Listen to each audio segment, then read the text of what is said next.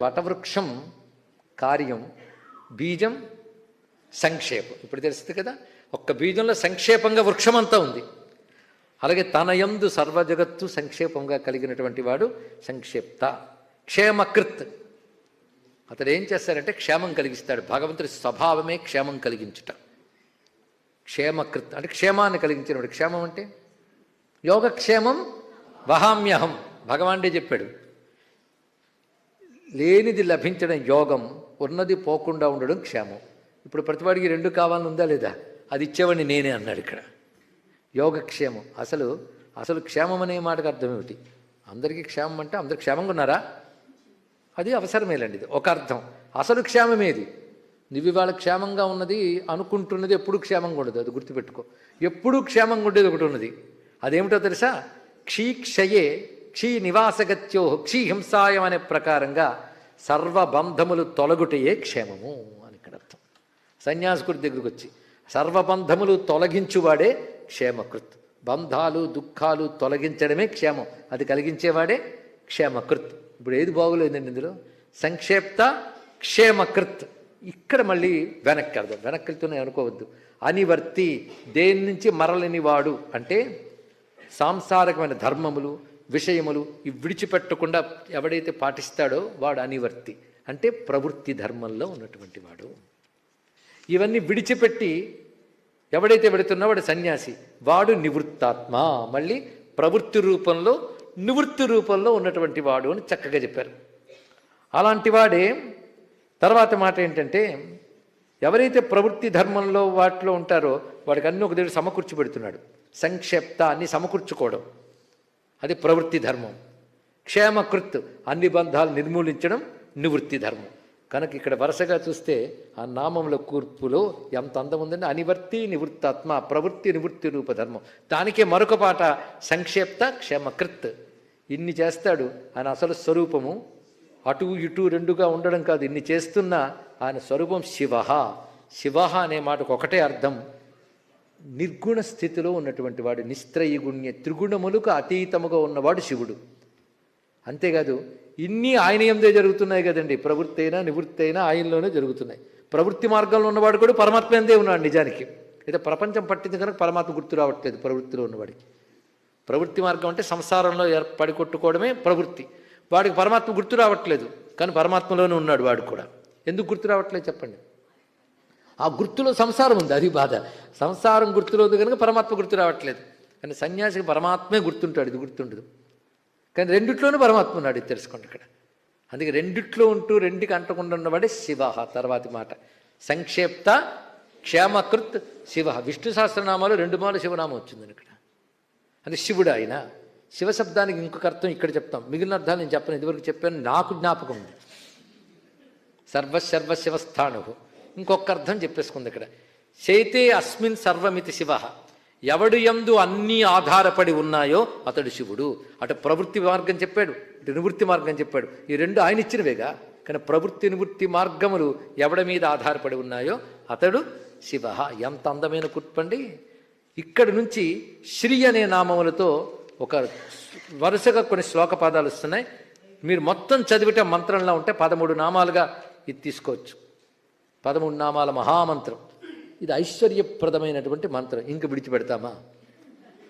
శ్రీవత్సవక్షా శ్రీవాస శ్రీపతి శ్రీమతాంవర శ్రీధ శ్రీశ శ్రీనివాస శ్రీనిధి శ్రీ విభావన శ్రీధర శ్రీకర శ్రేయ శ్రీమాన్ లోకత్రయాశ్రయ.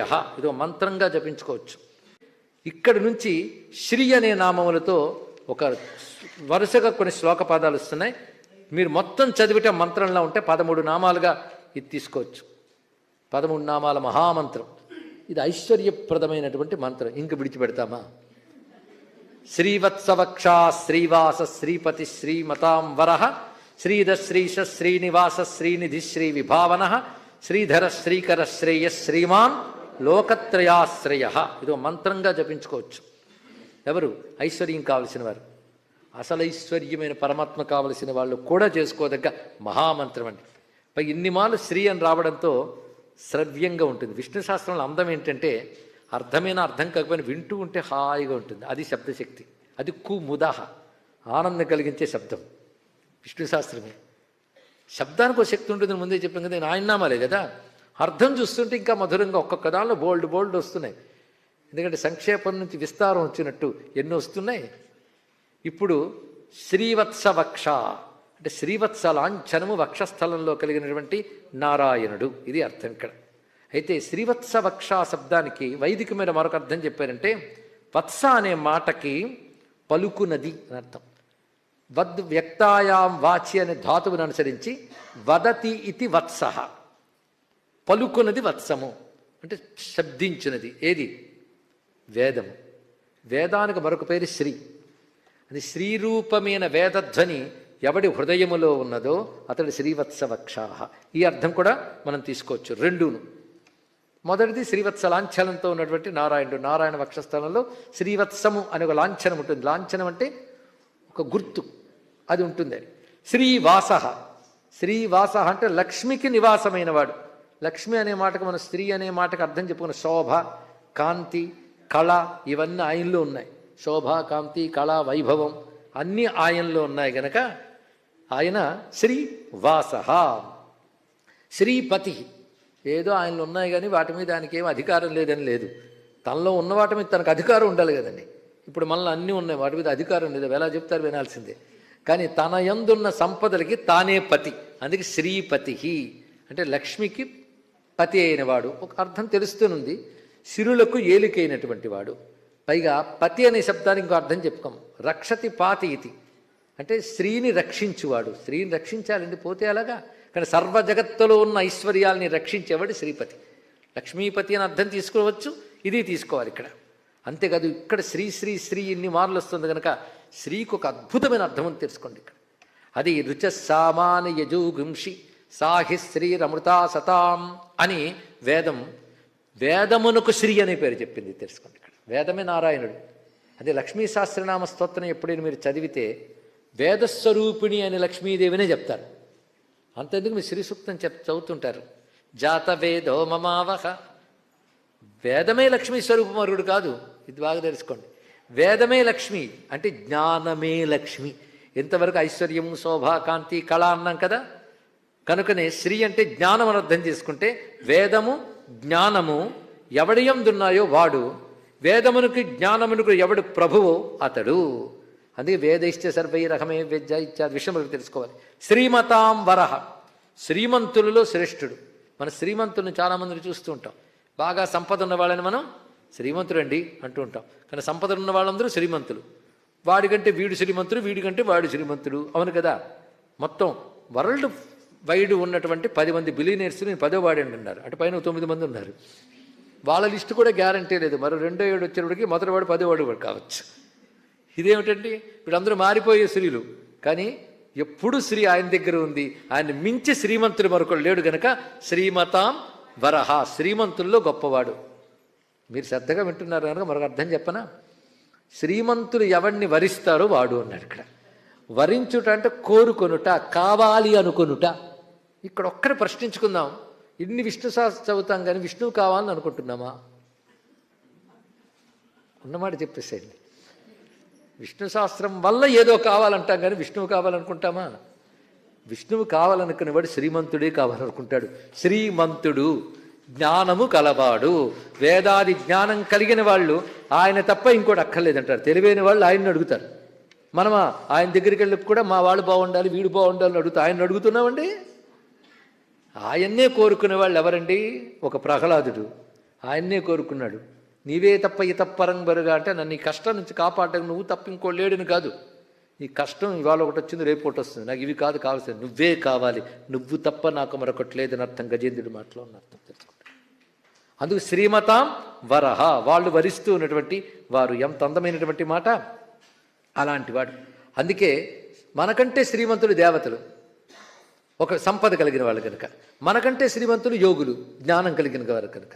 వాళ్ళందరూ విష్ణువే కావాలనుకుంటున్నారంటే శ్రీమంతులకు వరమగా ఉన్నటువంటి వాడు అని ఒక్కసారికి నమస్కారం చేసుకుని అటువంటి స్వామికి దండం పెట్టి తర్వాత శ్రీదహ, శ్రీశ, శ్రీనివాస, శ్రీదహ అనివర్తి నివృత్తాత్మ సంక్షేప్త క్షేమకృత్ శివ శ్రీవత్సవక్ష శ్రీవాస శ్రీపతి శ్రీమతాం వర అనివర్తి.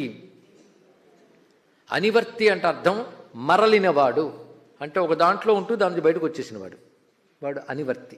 అంటే దాని నుండి బయటికి వచ్చినవాడు, మరలువాడు అని అర్థం. అనివర్తి అంటే మరలు ఉన్నట్ట అన్నిటికీ, అంటే అందులో ఉన్నట్టే ఉంటాడు కానీ అన్నింటినీ దూరంగానే ఉంటాడు, అది అనివర్తి. ఇందాక చెప్పి సన్యాసకృతికి ఇక్కడ అర్థం ఇంచుమించు అన్ని ధర్మముల నుండి నివర్తి అంటే మరలువాడు, అనివర్తి అనే మాటకి మరలువాడు కాడు ఇది అర్థం. అంటే ధర్మముల్లో ఉంటాడు కానీ ధర్మం నుంచి మరలేడు, ఆయన ధర్మముల్లో ఉంటాడు. నిజానికి నివర్తి నివృత్తాత్మ అని ఇదివరకు చెప్పుకొని తెలుసుకుంటే వీటన్నిటి మరలి ఉన్నవాడు, అక్కడ చెప్పింది మరలి ఉన్నవాడని. ఇప్పుడేం చెప్తున్నారు? దేని నుంచి మరలి ఉండడు. నివర్తి అంటే మరలుట, మరలినవాడు. అనివర్తి అంటే మరలువాడు కాడు. మరలుట అంటే విడిచిపెట్టుట, వదులుట. అని వదిలిపెట్టాడు అని అర్థం. ఇక్కడ ఏమిటి వదిలిపెట్టాడు? ఎవరిని వదిలిపెట్టాడు? ధర్మప్రియుడు కదా, భక్తప్రియుడు కదా, కానీ భక్తుల్ని విడిచిపెట్టాడు. ఈ అర్థాలు తీసుకోండి. కానీ వెనుతిరగడమే మరలుట, అంటే ఉన్నదాని నుంచి బయటకు వెనుతిరగడం. ఈయన దేవాసుర యుద్ధం చేసినప్పుడు వెనుతిరగడు, అందుకే అనివర్తి. యుద్ధంలో వెన్ను చూపనివాడు సూర్యుడు అంటారు కదా, కనుక ఏ యుద్ధంలో వెన్ను చూపాడండి మా నారాయణుడు? దేవదానవ సంగ్రామంలో ఎక్కడా కూడాను వెన్ను చూపని వీరుడు. కనుక అనివర్తి అంటే మరలువాడు కాడు. ఎన్ని రకాలుగా అంటే జగద్రక్షణ నుంచి ఎప్పుడూ మరలుడు. ఆయన మరలితే ఉండగలమండి? అంతేగాని కొంతకాలం జగత్తు నడిపి నాకు విరక్తి పుట్టిందని వదిలేసాడు అనుకోండి, ఏమవుతాం? అందుకే ఎప్పుడు ఈ జగన్నిర్వహణ అనే ధర్మం నుంచి మరలిపోడు గనక అనివర్తి. యుద్ధము నుంచి వెనుతిరగడు గనక అనివర్తి. కనుక అనివర్తి అయినటువంటి వాడు అయింది కదా. నివృత్తాత్మ, పోనీ కొంచెం స్పేస్ ఇస్తే కొంచెం గ్యాప్ ఇచ్చినా పనికొచ్చేది. వెంటనే అన్నాడు మరలినవాడు. ఎందుకంటే దేని నుంచి మరలినవాడు అన్నాడు. ఇప్పుడేమన్నారు? అన్నిటి నుంచి మరలినవాడు అంటే అన్నీ వదిలిసేట్టాను. ఇక్కడ వదిలితే ఏమైపోతాం? దెబ్బతినేస్తాం. మరి వదిలినవాడు అన్నారండి అంటే అర్థం అన్నిట్లో వదలకుండా ఉన్నాడు, దేన్ని పట్టుకునిలేడు. అది తెలుసుకుంటే చాలు. ఇక్కడ నివృత్తాత్మ అంటే అర్థం ఏంటంటే ఇన్ని చేస్తాడు, ఇన్ని ఉంటాడు, కానీ దేనికి అంటాడు. ఎప్పుడు నివృత్తాత్మ స్వరూపంలోనే ఉంటాడు. అంటే విషయముల నుండి మరలిన స్వభావం. ఆయనకి విషయాలు లంపటాలు ఉన్నాయా? ఉన్నట్టు కనబడతాడు. భక్తులంటే ఎంత ప్రేమో, శత్రువులంటే ఎంత కోపమో అనుకుంటున్నావా అర్జున? నమద్వేష్యోస్తి కశ్చన. నాకు ఎవ్వడు ద్వేషించదగిన వాడు లేడు. ఆ మాటకు వస్తే ప్రియమైన వాడు ఉన్నాడు, వాడు లేడు అన్నాడు. ఇక్కడ మళ్ళీ ఇంకో చోట అంటాడు ప్రియోహి జ్ఞాని వచ్చేద్దాం అంటాడు. జ్ఞానులు నాకు ప్రియులు, ఏదో ఒకటి చెప్పండి. భక్తులు జ్ఞానులు ఆయనకి ఇష్టమే, కానీ ఎవడు ఇష్టమైన వాడు కాడు అన్నాడు ఇక్కడ. అంటే నేనంటే ఇష్టపడేవాడు, నేను అందరికీ ఇష్టమైన వాడిని తెలుసుకుంటాడు. అది దాని యొక్క అర్థం ఇక్కడ. అది భావం. నిజానికి ఆయన రాగము లేదు, ద్వేషము లేదు, కరుణ ఉన్నది. తెలుసుకోండి ఇక్కడ. అందుకే ప్రపంచ వ్యవహారం నడుపుతున్నా దానికి అంటని వాడు కనుక నివృత్తాత్మ. సంక్షేప్త క్షేమకృత్ తర్వాత నామములు. సంక్షేప్త అనే అర్థం ఏంటంటే సూక్ష్మ రూపంగా చేయడం. అంతున్నదాన్ని ఎంత చేయడం సంక్షేపం. నిజానికి చాలా కష్టమండి సంక్షేపం చేయడం. విస్తరించడము కష్టమే, సంక్షేపం చేయడం కష్టమే. ఒక దూది కండిని వస్త్రంగా విస్తరింపజేశారు కదా, మళ్ళీ దూది కండిగా చేయండి. దూది కండె సంక్షేపము, వస్త్రము విస్తారము అంతే. అందుకే సంక్షేపం కారణం, విక్షేపం కార్యం అన్నారు ఇక్కడ. కనుక వివిధముగా ఆగుట విక్షేపం, ఒక్కటిగా ఆగుట సంక్షేపం. కానీ అన్నింటినీ కలిపి ఒక్కటిగా చేసి ఉంచిదంటే స్థూలమునంతటి సూక్ష్మముగా చేయువాడు, అది సంక్షేపం.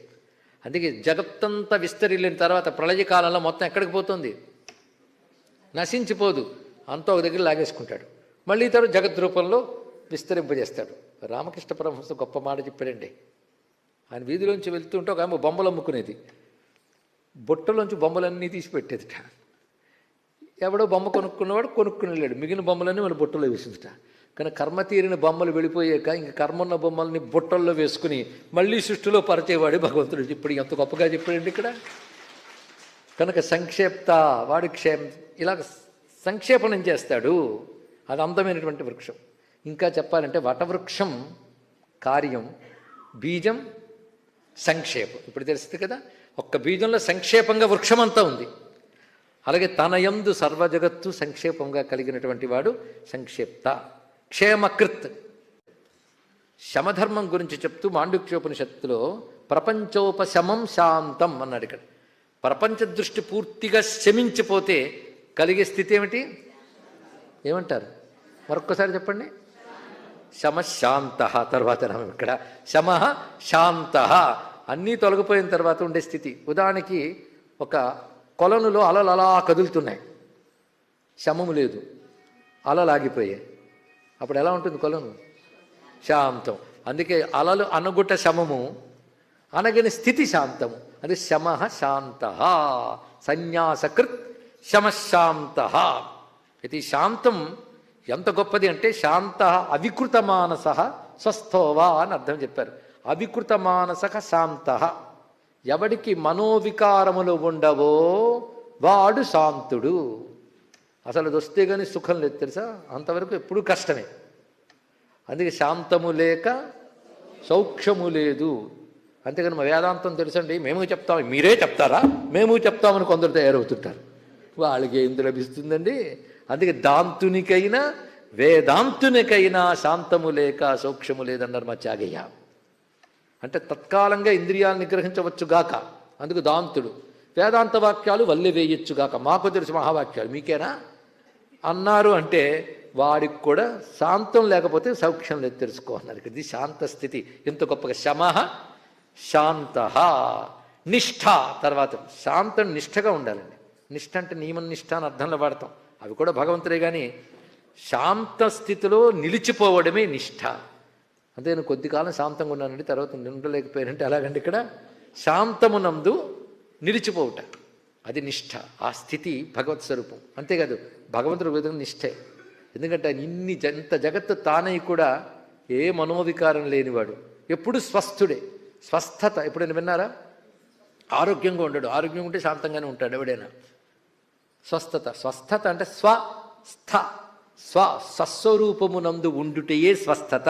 వాడికి అసలు ఆరోగ్యం అండి. ఇది తెలుసుకోవాల్సినది ఇక్కడ. అలా ఉన్నటువంటి వాడు స్వస్వరూపమునందు నిలిచి ఉన్నాడు కనుక నిష్ఠ. నిష్ఠ అనే మాటకు అర్థం నితరాం తిష్టతి, అంటే పరిపూర్ణముగా నిలిచి ఉండుట. భగవంతుడే నిష్ఠ అన్నారు ఇక్కడ. అన్నీ పరిపూర్ణముగా ఆయనలో నిలిచి ఉంటాయి కనుక ఆయనే నిష్ఠ. రెండు రకాల అర్థాలు చెప్పుకోవాల్సింది. శాంతగా నిష్ఠ. అయితే శాంత స్థితిలో ఉండేటటువంటి శాంతుడు. శాంత అంటే శాంతుడు. శాంతుడికి ఏముంటుందండి? శాంతి ఉంటుంది. శాంతి ఉంటే శాంతుడయ్యాడు అంటే శాంతి. శాంతి కలవాడు శాంతుడు. అది శమహ తర్వాత శాంతక చెప్పి, శాంతమనందు ఎప్పుడు ఉంటాడు కనుక నిష్ఠ చెప్పి, దాని తర్వాత శాంతి అనే మాట ఇక్కడ. శాంతి అంటే సమస్త అవిద్యా నివృత్తి శాంతి. ఒక్క మాటలో చెప్పేశారు భగవత్పాదులు వారు శంకరులు భాష్యం చెప్తూ. అవిద్య పూర్తిగా తొలగిన స్థితి పేరు శాంతి. ఆ స్థితి ఎవడికుందో వాడు శాంతుడు. అది పొందడానికి పనికొచ్చేది శమము. ఇప్పుడు తెలిసిపోయింది కదా, అదే సన్యాస ధర్మం. సంసారం పూర్తిగా నిర్మూలింపబడాలంటే శమం ఉండాలి. శమం వల్ల శాంతి, శాంతి వల్ల శాంతం. వాడు శాంతుడవుతాడు. అసలు పొందాల్సింది అదే. అది పొందితే ఇంకోటి పొందనవసరం లేదు. అదే అన్నిటికీ పరమగతి. పరమగతి అంటే అల్టిమేట్.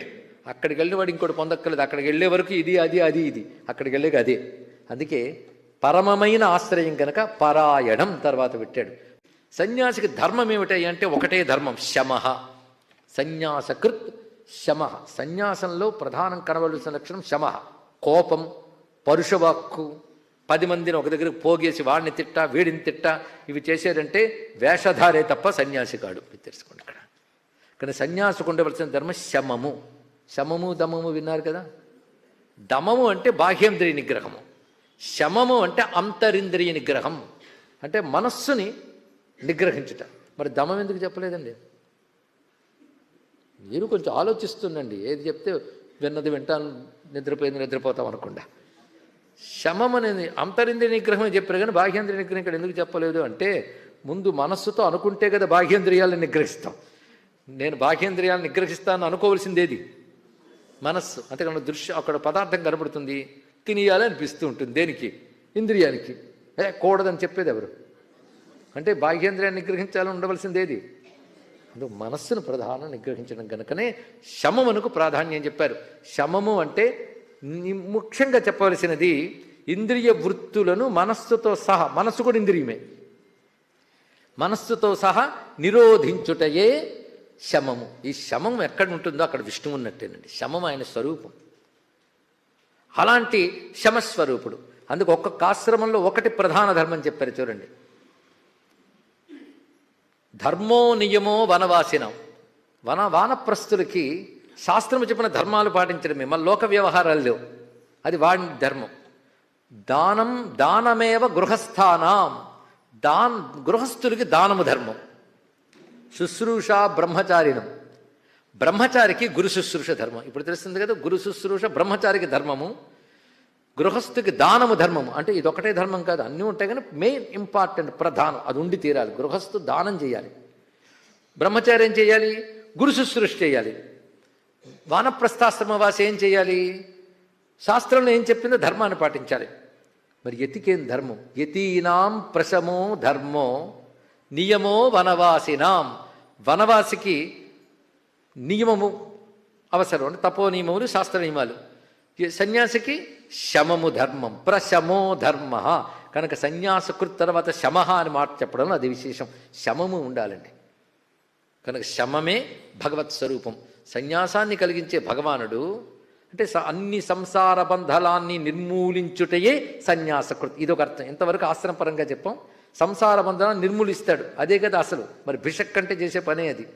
సంసారమైన రోగాన్ని పోగొట్టాడు కనుక సన్యాసకృత్. తర్వాత ఏం చేస్తున్నాడు, సన్యాసంలో ధర్మం ఉంది, శమము. అన్నీ తొలగిన వాడు ఎప్పుడు ఉండవలసింది ఎలాగా, శమం కలుగు. అన్నీ విడిచిపెట్టాను కంటే వాడిని చూస్తే కోపం వస్తుంది అన్నాడు కదా. అంటే అర్థం అది కూడా అఘోరిస్తుంది లోపల. కనుక శమము అనే మాట ఎంత గొప్పదండి, అది తెలుసుకోవాలి. అంతేకాదు పరమాత్మ పరంగా మనకు అర్థం సర్వభూతకోటిని శమింపజేస్తాడు. శమధర్మం గురించి చెప్తూ మాండుక్యోపనిషత్తులో ప్రపంచోపశమం శాంతం అన్నాడు. ఇక్కడ ప్రపంచ దృష్టి పూర్తిగా శమించిపోతే కలిగే స్థితి ఏమిటి, ఏమంటారు మరొక్కసారి చెప్పండి. శమశాంత. తర్వాత ఇక్కడ శాస్త్రం చెప్తున్నాం, ఇక్కడ శాస్త్ర లక్షణములు ఇవి. ముందు సన్యాసం అంటే మనకు అవగాహన కలగాలి కదా, అందుకు. కనుక సన్యాసకృత్ ఇది పద్ధతి. అయితే ఇక్కడ ఇంకొక అర్థం, అందరికీ సన్యాసానికి అర్హత లేదు, ఇది బాగా తెలుసుకోవాలి. మళ్ళీ వాదాల్లోకి దిగితే శాస్త్రం వాదానికి కాదు, చెప్పింది చేయడానికి. సన్యాసానికి అర్హత లేకపోయినా ప్రతివాడు సన్యాసి కావచ్చు. ఇదేమిటండి ఎలా చెప్పారు అంటే, నేను చెప్పలే, పురాణం శాస్త్రం చెప్తుంది. ఒక ఆశ్రమం ఉందిట, ఆ ఆశ్రమం ఒక్కటే మిగిలిన ఆశ్రమాలు పాటించడానికి అనువైనది. బ్రహ్మచారి ఉన్నాను అనుకోండి, నేను కొంతకాలం అందులోనే ఒక టైం గృహస్థగా ఉంటాను, ఒకసారి వానప్రస్థగా ఉంటానంటే కుదరదు. అలాగే వానప్రస్థ కొంత టైం నేను గృహస్థు కూడా కుదరదు. సన్యాసి హాఫ్ డే గృహస్థు, హాఫ్ డే సన్యాసి అంటూ కుదరదు. కానీ గృహస్థు శాస్త్రాధ్యయనం చేస్తూ ఉంటే బ్రహ్మచారి. గృహస్థు ఈ భౌతిక విషయ లాలస తగ్గించుకుని కేవలం శరీర పోషణార్థం లభించేదంతా తృప్తిగా ఉంటూ దైవ పితృకర్మలు ఆచరిస్తూ ధర్మబద్ధంగా ఆర్జించిందని తృప్తి చెందుతూ ఇంకా ఆశలు పెంచుకోకుండా వెళితే గృహస్థాశ్రమంలో వానప్రస్థం. గృహస్థాశ్రమంలో ఉంటూనే వైరాగ్యం బాగా కలిగి ఆశ్రమం విడిచిపెట్టకుండా ఆశ్రమ ధర్మం పాటిస్తూ, అంటే నా వైరాగ్యం వచ్చింది, నేను ఉపనిషత్తులు 10 కంఠస్థ పెట్టాను కనుక ఇంకా నేను రేపటి నుండి సంధ్యావందనం చేయను, పూజలు చేయను, తర్జనాలు మానేశానంటే వాడు భ్రష్టుడు అంటారు. తెలుసుకోండి ఇక్కడ. అప్పుడు సన్యాసించిపో. సన్యాసికి వేవీ లేవు, తద్దినాలు లేవు, ఏమీ లేవు, వాడికి వాడి తద్దిని పెట్టుకుంటాడు సన్యాసంలో, తెలుసా.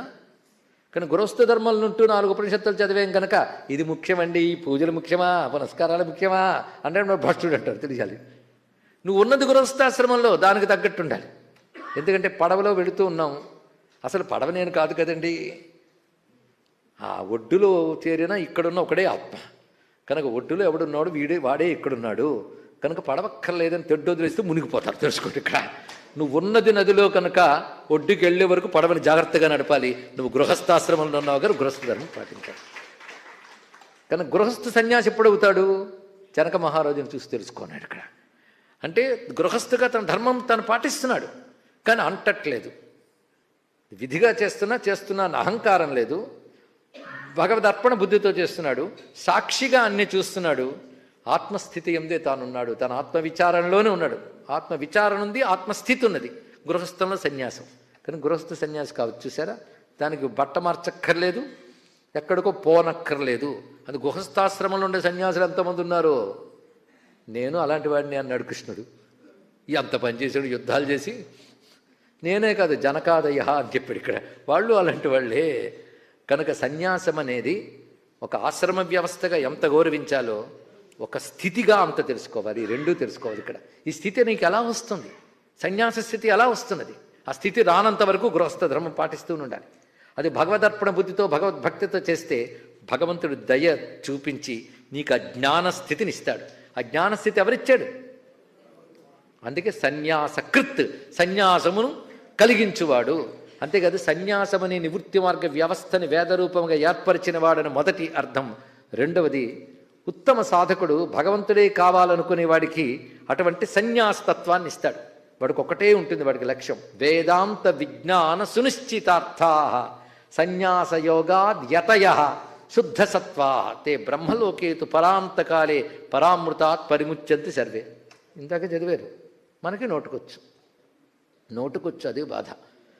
వేదాంత విజ్ఞానంలో సందేహం లేనటువంటి ప్రయోజనాత్మకమైన కలిగి యతయ నిగ్రహ సంపన్నులి శుద్ధమైన అంతఃకరణ కల వారి, శుద్ధసత్వులు అంటే శుద్ధమైన అంతఃకరణ కలిగినటువంటి వారి ఎప్పుడు బ్రహ్మలోకంలో ఉంటారట. బ్రహ్మలోకం అంటే సగుణ బ్రహ్మలోకం అని కాదు, లోకం అంటే స్థితి. ఆ బ్రహ్మముతో తాదాత్మ్యం చెంది ఉంటారు. వాళ్ళు సన్యాస యోగాత్, సన్యాస యోగము చేత పని పొందుతారు గనక ఆ యోగం ఈశ్వరానుగ్రహం వల్ల రావలసిందే. నువ్వు ప్రయత్నం చేయాలి, ఆ స్థితి ఆయన ఇవ్వాలి. అందుకే వారైనా నారాయణ నారాయణ అనాల్సిందే, ఆ స్థితి ఆయన ఇవ్వాల్సిందే. అందుకే సన్యాసకృత్ అనే మాట ఇంత చక్కగా, అంటే సన్యాస మార్గముతో సంసార బంధనాన్ని నిర్మూలించువాడు. సన్యాసం అనే మాటకే తొలగించు స్థితి, తొలగించు స్థితి న్యాసం. అది మామూలుగా తొలగడం కాదు. మరి ఏదో సెలవు పెట్టి కొంచెం దూరం వెళ్ళి నేను వాళ్ళ సన్యాసిని అంటే మళ్ళీ సెలవు అయ్యాక ఇంటికి వస్తాం, అదే సన్యాసం.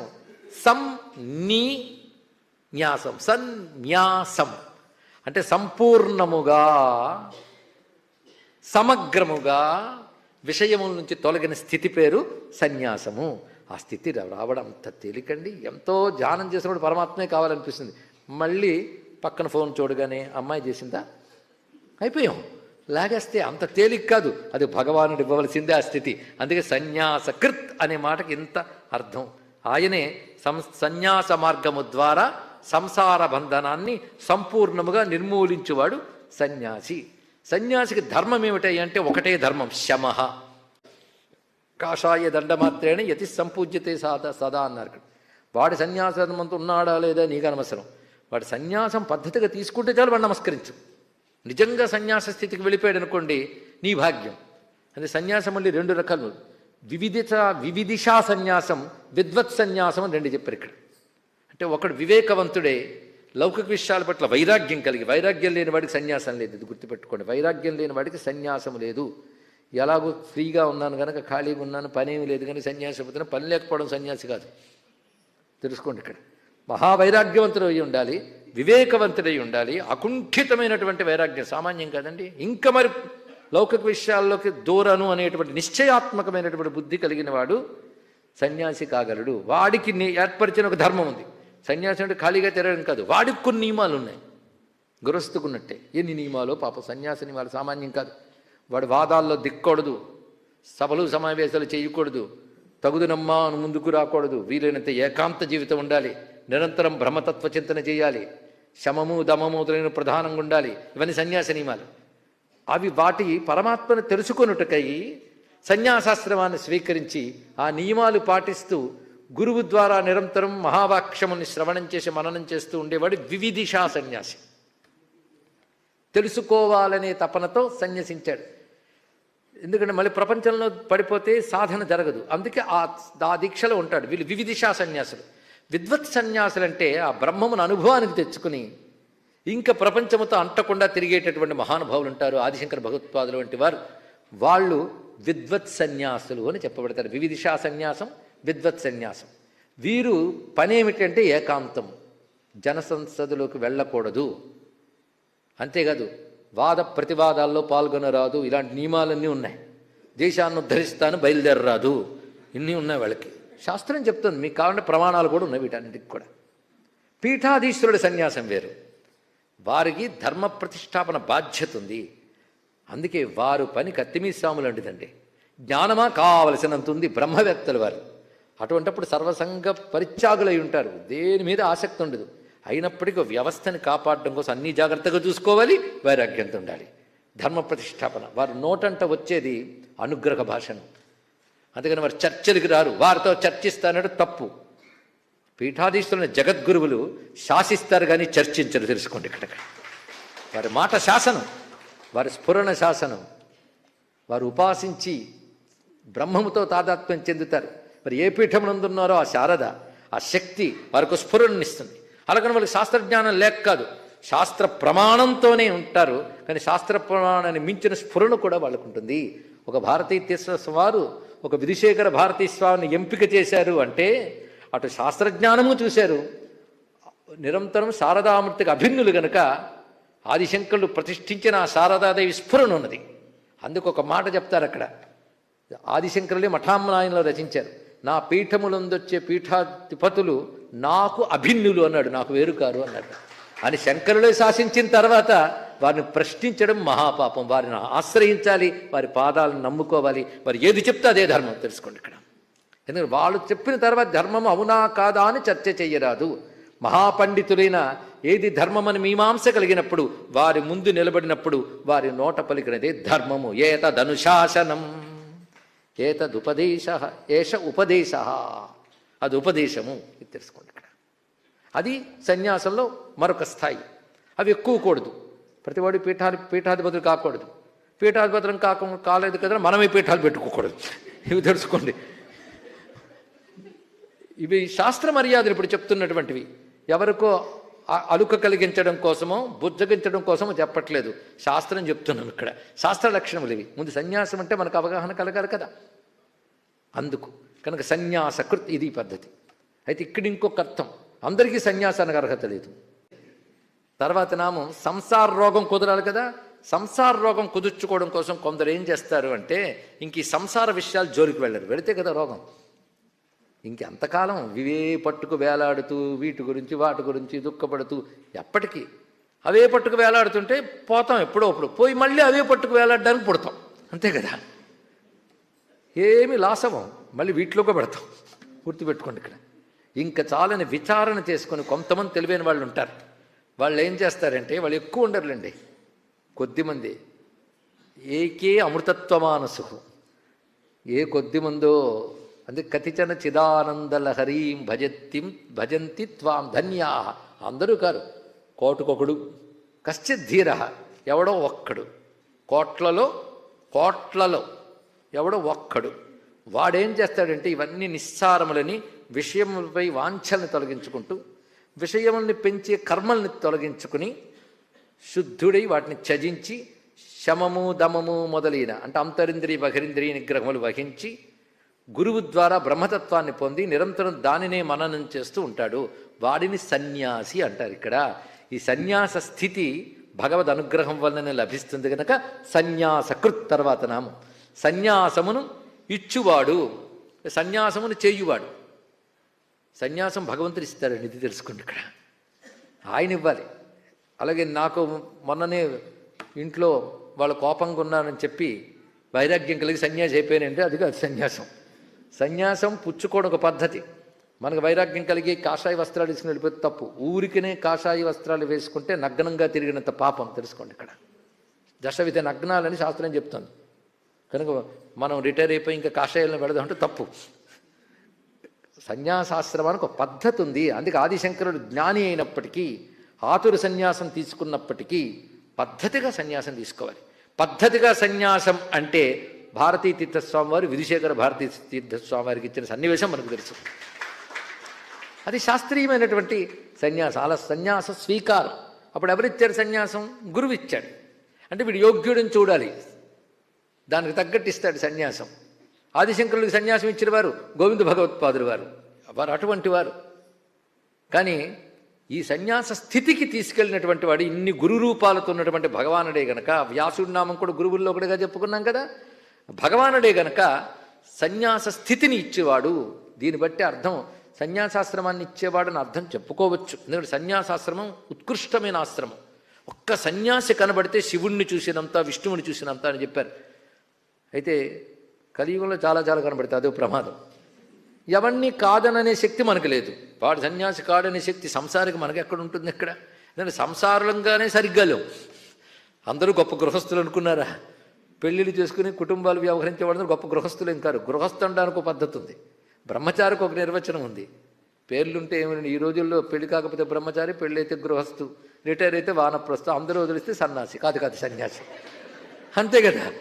ఇవ ఆశ్రమాలు, పద్ధతి లేదు వీటికి. కనుక పెద్దలు 4ంటికి పద్ధతులు చెప్పారు. అలాగే వర్ణ వ్యవస్థ, ఆశ్రమ వ్యవస్థ ఏర్పరిచినవాడే భగవానుడు. ఇదిగో మీరు ఈ ఆశ్రమంలో ఉన్నప్పుడు ఇలా ఉండండి. అందుకే ప్రవృత్తి నివృత్తి రూపమైన వ్యవస్థని ఏర్పరిచిన వాడెవడు? భగవానుడు. దేని ద్వారా ఏర్పరిచాడు? వేదముల ద్వారా. వేదమే ఇది ప్రవృత్తి ధర్మమని, ఇది నివృత్తి ధర్మమని చెప్తుంది. అందుకే సన్యాస ధర్మం ఏమవుతుంది? నివృత్తి. ఇంకా విషయములు లౌకిక పరంపర నుంచి నివృత్తి అంటే మరలుట, ప్రవృత్తి అంటే దానిలో ప్రవర్తించుట. ప్రవృత్తి నివృత్తి ఈ రెండు తెలుసుకుంటే ఇదివరకు నామాలకు తర్వాత నామాలకు పనికొస్తాయి. కానీ నివృత్తి స్థితిని సన్యాసం అంటారు. ఈ సన్యాస యోగాన్ని అవలంబించే పెద్దలను ఒక్కసారి తలంచుకుంటే మన సన్యాసం కానక్కర్లేదని సన్యాసం నమస్కరిస్తే చాలు. కాషాయ దండమాత్రేణ యతి సంపూజ్యతే సదా అన్నారు. వాడి సన్యాసమంతా ఉన్నాడా లేదా నీకు అనవసరం. వాడి సన్యాసం పద్ధతిగా తీసుకుంటే చాలు, వాడు నమస్కరించు. నిజంగా సన్యాస స్థితికి వెళ్ళిపోయాడు అనుకోండి, నీ భాగ్యం. అదే సన్యాసం మళ్ళీ 2 రకాలు, వివిధిషా సన్యాసం, విద్వత్ సన్యాసం అని 2 చెప్పారు ఇక్కడ చెప్పేటప్పుడు సినిమాల వాళ్ళని, నాటక వాళ్ళని మళ్ళీ ఎత్తు చూపిస్తున్నాం అనుకోవద్దు దయచేసి. ఎందుకంటే ఇంత మహావిషయమైన మహాభారతం ధారగా సాగుతూ ఉంటే ఇందులో చెప్పే ధార్మిక విషయాలు, విజ్ఞాన విషయాలు, ప్రపంచానికి కావలసిన ఉపదేశాలు, లోతైన అంశాలు, వీటిని పట్టించుకోకుండా ఏదో ఒక్క మాట తీసుకుని దీనికి ఎప్పుడో ఎవరో ఉన్న వాడితో ముడిపెట్టి వివాదాలు సృష్టించి దాని ద్వారా ఎక్కువ వ్యూయర్షిప్ సంపాదించుకోవాలని ప్రయత్నిస్తున్నటువంటి సామాజిక మాధ్యమాల వారికి ఒక విన్నపం ఇది. ఇన్ని మహావిషయాల ప్రవాహంలో ఏదో ఒక మాట తీసుకుని 10 మంది చూసే అవకాశం ఉంటుంది కదా అని దాని వివాదాలకు గురి చేయవద్దు. ఎందుకంటే ఈ విషయాలు ఏవి చెప్పినా వ్యక్తులు దృష్టిలో ఉండరు. ప్రతివారు ప్రతిభావంతులే, మహాత్ములే, ప్రతిభతో లోకానికి ఉపకారం చేసేవాళ్లే, మంచిదే. కానీ ఆ ప్రతిభ వేదాల గురించి, భారతం గురించి, రామాయణం గురించి నిర్ణయించడానికి సరిపోదు అని మాత్రమే ఇక్కడ విన్నవించుకుంది. కనుక ప్రవచనాల్ని విజ్ఞాన దృష్టితో వినాలి కానీ వివాద దృష్టితో వినవద్దు. వివాదాలను ముక్కలు చేసి షార్ట్స్గా పెట్టి ప్రజాకర్షణతో వాళ్ళ వ్యూవర్స్ పెంచుకోవడం అనేది కూడని పద్ధతి. పాపులారిటీకి ఎన్నో మార్గాలు ఉండొచ్చు, కానీ వివాదాలు విడిచిపెట్టండి, విజ్ఞానాల్ని గ్రహించండి అని చెప్తాను, మరొకటి కాదు. కానీ తీసుకుని వివాదం చేయడం ప్రధానం కాదు. అక్కడున్న ధర్మం ఏమిటి, వ్యాస హృదయం ఏమిటి, ఇది తెలుసుకునే ప్రయత్నం ఇక్కడ చేస్తున్నాం. ఈ ప్రయత్నాన్ని సౌహృదులు అందిపుచ్చుకొని 10 మందికి అందించే ప్రయత్నం చేయాలి, వివాదాలు లేకుండా. అంతే. ఇక్కడ ఎన్ని మహావిషయాలు, ఔచిత్యాలు. ఇంతవరకు లోకంలో ఉన్న అపోహలు, కువిమర్శలు, వీటిని తొలగించే ప్రయత్నం జరుగుతుంది. ఆ జరిగేటప్పుడు ఎవరి వలన అపోహలు కుమర్శలు వచ్చాయో వారిని విమర్శించారు అనుకుంటారు. వారిని విమర్శించట్లేదు, అపోహల్ని కుమర్శలను తొలగిస్తూ సత్యమేంటో చెప్పే ప్రయత్నం చేయడమే జరుగుతుంది. అందుకే ప్రతిసారి శ్లోకం చదువుతూ ఎందుకు చెప్తున్నామంటే ఇది అందరి ముందు కూర్చున్నప్పుడు నోటుకొచ్చినట్టు మాట్లాడట్లేదు. వ్యాసవాక్యాన్ని యథాతథంగా గమనిస్తూ తత్సంబంధమైన ఇతర శాస్త్రాలను అన్వయిస్తూ చెప్తున్న విషయమని సవినయంగా మరొక్క మారు విజ్ఞులైన వారికి చెప్తున్నాం. వేదంలో సామగానం అనేది కొందరు స్పృహ లేకుండానే చేయొచ్చు. ఏదో సామగానం చేసి విద్యా ప్రదర్శన చేసి దేవతను ప్రసన్నం చేసుకోవచ్చు. కానీ సంకీర్తన కేవలం భగవద్భక్తితో, భగవద్ అనుభూతితో ఉంటుంది కనుక దాన్ని ఎక్కువగానే భావన చేశారు కొంత. అందుకే అదే గొప్ప మందు గనక భేషజం తర్వాతి మాట. భేషజం అంటే ఏమిటి? అంతకుముందు ఔషధం జగతశ్చేతు వచ్చింది, ఇప్పుడు భేషజం వచ్చింది. భేషజం అనే మాటకు అర్థం ఏంటంటే చికిత్స. అయితే మందు అని అర్థంలో కూడా వాడతాం, ఎందుకంటే మందు వల్ల రోగం కుదరబడుతోంది కనుక భేషజం అనే వ్యవహారం మందు కూడా వాడుతూ ఉంటాం. కానీ భేషజం అంటే భిషజ్ చికిత్సాయ అనే ధాతువు నుంచి వచ్చింది ఇది. అంటే రోగాదుల్ని నిర్మూలన చేసే చికిత్సా శక్తి భగవత్ స్వరూపం. ఇది తెలుసుకోండి. ఒక మందు వేసుకున్నాం, ఆ మందు వల్ల రోగం పోయింది. ఆ ఔషధానికి శక్తి ఎవరిచ్చారు? ఔషధుల నుంచి కదా తీసుకొని ఔషధం తయారు చేసాం. ఇప్పుడు నేను చెప్పుకున్న కెమికల్స్తో చెప్పట్లేదు ఇక్కడ. అయితే అది కూడా ప్రకృతిజన్యమే, అది వేరే విషయం. కానీ సాధారణంగా ఔషధుల నుంచి తయారు చేస్తారు ఔషధం. ఒక్కొక్క రోగానికి ఒక్కొక్క ఔషధము ఇస్తున్నారు. అంటే దానికి ఈ రోగాన్ని పోగొట్టే శక్తి ఉంది కదా, ఆ శక్తిని ఎవడిపెట్టాడు ఔషధుల్లో? భగవానుడేగా. కనుక చికిత్స చేసే వాటిలో చికిత్స చేసే శక్తిగా ఉన్నవాడు ఆయనే గనక భేషజం. ఇది తెలుసుకుంటే ఏ ఔషధం పుచ్చుకున్నా భగవంతుడు గుర్తు రావాలండి. ఆయన గుర్తొస్తే మందు బాగా పనిచేస్తుంది. ఇది తెలుసుకో ఇక్కడ. అందుకు ఔషధే చింతయే ద్విష్టు అన్నారు ఇక్కడ. కానీ భేషజం అంటే చికిత్సా స్వరూపుడు. ఇది ఆలోచిస్తే ఎన్నో విషయాల్లో చికిత్సా ఉపయోగ గుణం ఉందండి. మీరు మనం అనుభవిస్తున్న ప్రతి పదార్థంలో చికిత్స చేసే శక్తి ఉన్నది. అవునా లేదా చెప్పండి. మీరు ఆలోచించండి. కేవలం రోగం వచ్చినప్పుడు ఇచ్చే మందులోనే కాదు. సూర్యకిరణముల ముందు నిలబడితే ఆ కిరణాల వల్ల కొన్ని రోగాలు పోతున్నాయి. ఇప్పుడు మీ అందరికీ తెలుసు, నేను చెప్పక్కర్లే. డి విటమిన్ అన్నీ అందులోనే ఒకటేమిటి చాలా. అందుకే ఇప్పుడు పెద్దవాళ్ళు చాలామంది చెప్పారు సూర్యుడి ముందు నిలబడితే ఎన్ని రోగాలు పోతాయో. ఇప్పుడు కిరణాల్లో రోగహరణ శక్తి ఉందా లేదా? అలాగే ఒక ఆయనకి అజీర్తి మొదలైనవన్నీ ఉంటే డాక్టర్ గారు చెప్పారు, నువ్వు నీళ్ళు ఎక్కువ తాగాలయ్యా, సరిగ్గా నీళ్లు తాగట్లేదు కానీ రోగం వస్తుంది. కనుక నీళ్ళల్లో ఏముంది? చికిత్స చేసే గుణం ఉందా లేదా? ఆహారంలో అది కూడా చికిత్సకు పనికొచ్చేది ఉద్దేశం తినాలి. కేవలం నాలిక వరకే చూసుకుంటూ ఉంటే రోగాలకు తీసుకెళ్తుంది. అందుకే జానడి పొట్ట కోసం 2 అంగుళాల నాలిక మీద రుచి కోసం జానడి పొట్టను బాధపడతారు ఎందుకయ్యా అన్నారు గురుగారు. అంటే నాలిక మీద రుచి కోసం పొట్టను పాడు చేసేవాళ్ళు చాలామంది ఉన్నారు, రకరకాల రుచికరమైన పదార్థాలు తింటూ. కనుక ఆహారంలో కూడా చికిత్స చేసే ఉన్నాయా లేదా? కొంతమంది పోపుల డబ్బాతోనే వైద్యాలు చేసేవాళ్ళు ఉన్నారు. కనుక ప్రతి దాంట్లోని కూడాను చికిత్సారూపమైన శక్తిగా భగవాన్ ఉన్నాడు. మొత్తం జగత్తులో ఉన్నాడు. మన శరీరంలో కూడా చికిత్స చేసే శక్తి ఉన్నది. ఇమ్యూని సిస్టమ్ అంటాం. దానికదే రోగాన్ని తొలగించుకుని యుద్ధం చేయగలదు. లోపల చేయని క్రిమిత అవునా లేదా? ఇప్పుడు ఎక్కడ లేదో చెప్పండి. అన్ని చోట్ల ఉంది. అన్ని చోట్ల ఉన్నవాడిని ఏమంటారు? విష్ణు అంటాడు. వ్యాపించాడు కనుక. కానీ వ్యాపించే విష్ణువే భేషజస్వరూపుడై ఉన్నాడు. భేషజస్వరూపుడు ఉండడమే కాదు, చికిత్స రూపంలో ఉండడమే కాకుండా చికిత్స చేసేవాడు కూడా ఆయన అన్నాడు ఇక్కడ. ఎందుకంటే చికిత్స చేసే శక్తి ప్రతిదానికి ఉంది. కానీ ఇది ఫలానా దాన్ని చికిత్స చేస్తుందని జ్ఞానం ఉండద్దు. ఆ జ్ఞానం ఉన్నవాడు వైద్యుడు. కనుక భిషక్ అనే మాటకి వైద్యుడు అని అర్థం ఇక్కడ. భేషజస్వరూపుడు ఉండడమే కాదు, చికిత్స రూపంలో ఉండడమే కాకుండా చికిత్స చేసేవాడు కూడా ఆయన అన్నాడు ఇక్కడ.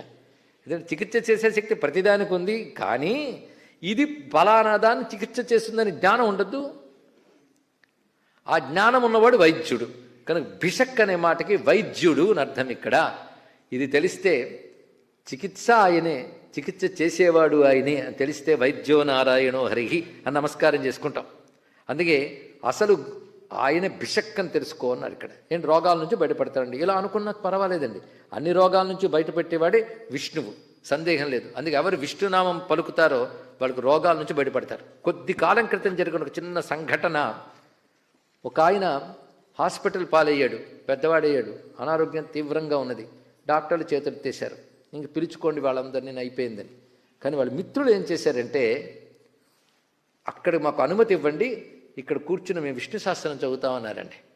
వాళ్ళందరూ కలిసి పద్ధతిగా ఎలా పెడితే అలాగా ప్యాంట్లు షర్ట్లు వేసుకుని ఎలా కూర్చుంటే అలా కాకుండా పద్ధతిగా కూర్చుని చేతులు విభూతి పట్టుకుని విష్ణు సహస్రం మొత్తం చదివి అతనికి విభూతి ధారణ చేసి మిగిలింది పొట్లం కట్టి దిండు కింద పెట్టేటండి. ఆశ్చర్యకరంగా అతను కోలుకున్నాడు. డాక్టర్లు కూడా అబ్బురం పొందారు. అంటే భగవన్ నామముల్లోనే చికిత్స చేయగలిగే శక్తి ఉంది, భగవత్ స్మరణలో చికిత్స చేయగలిగే శక్తి ఉంది. దాని నారాయణ భట్టాత్రేయ పెద్ద ఉదాహరణ. కేరళలో పక్షవాతగ్రస్తుడై గురువాయూరప్ప అయినటువంటి శ్రీమన్నారాయణుడిని శ్రీకృష్ణ పరమాత్మ ఎదురుగా కూర్చొని భగవత్కథ గానం చేశాడు. 1000 శ్లోకాలు గానం చేయగానే పక్షవాత వ్యాధి పోయింది.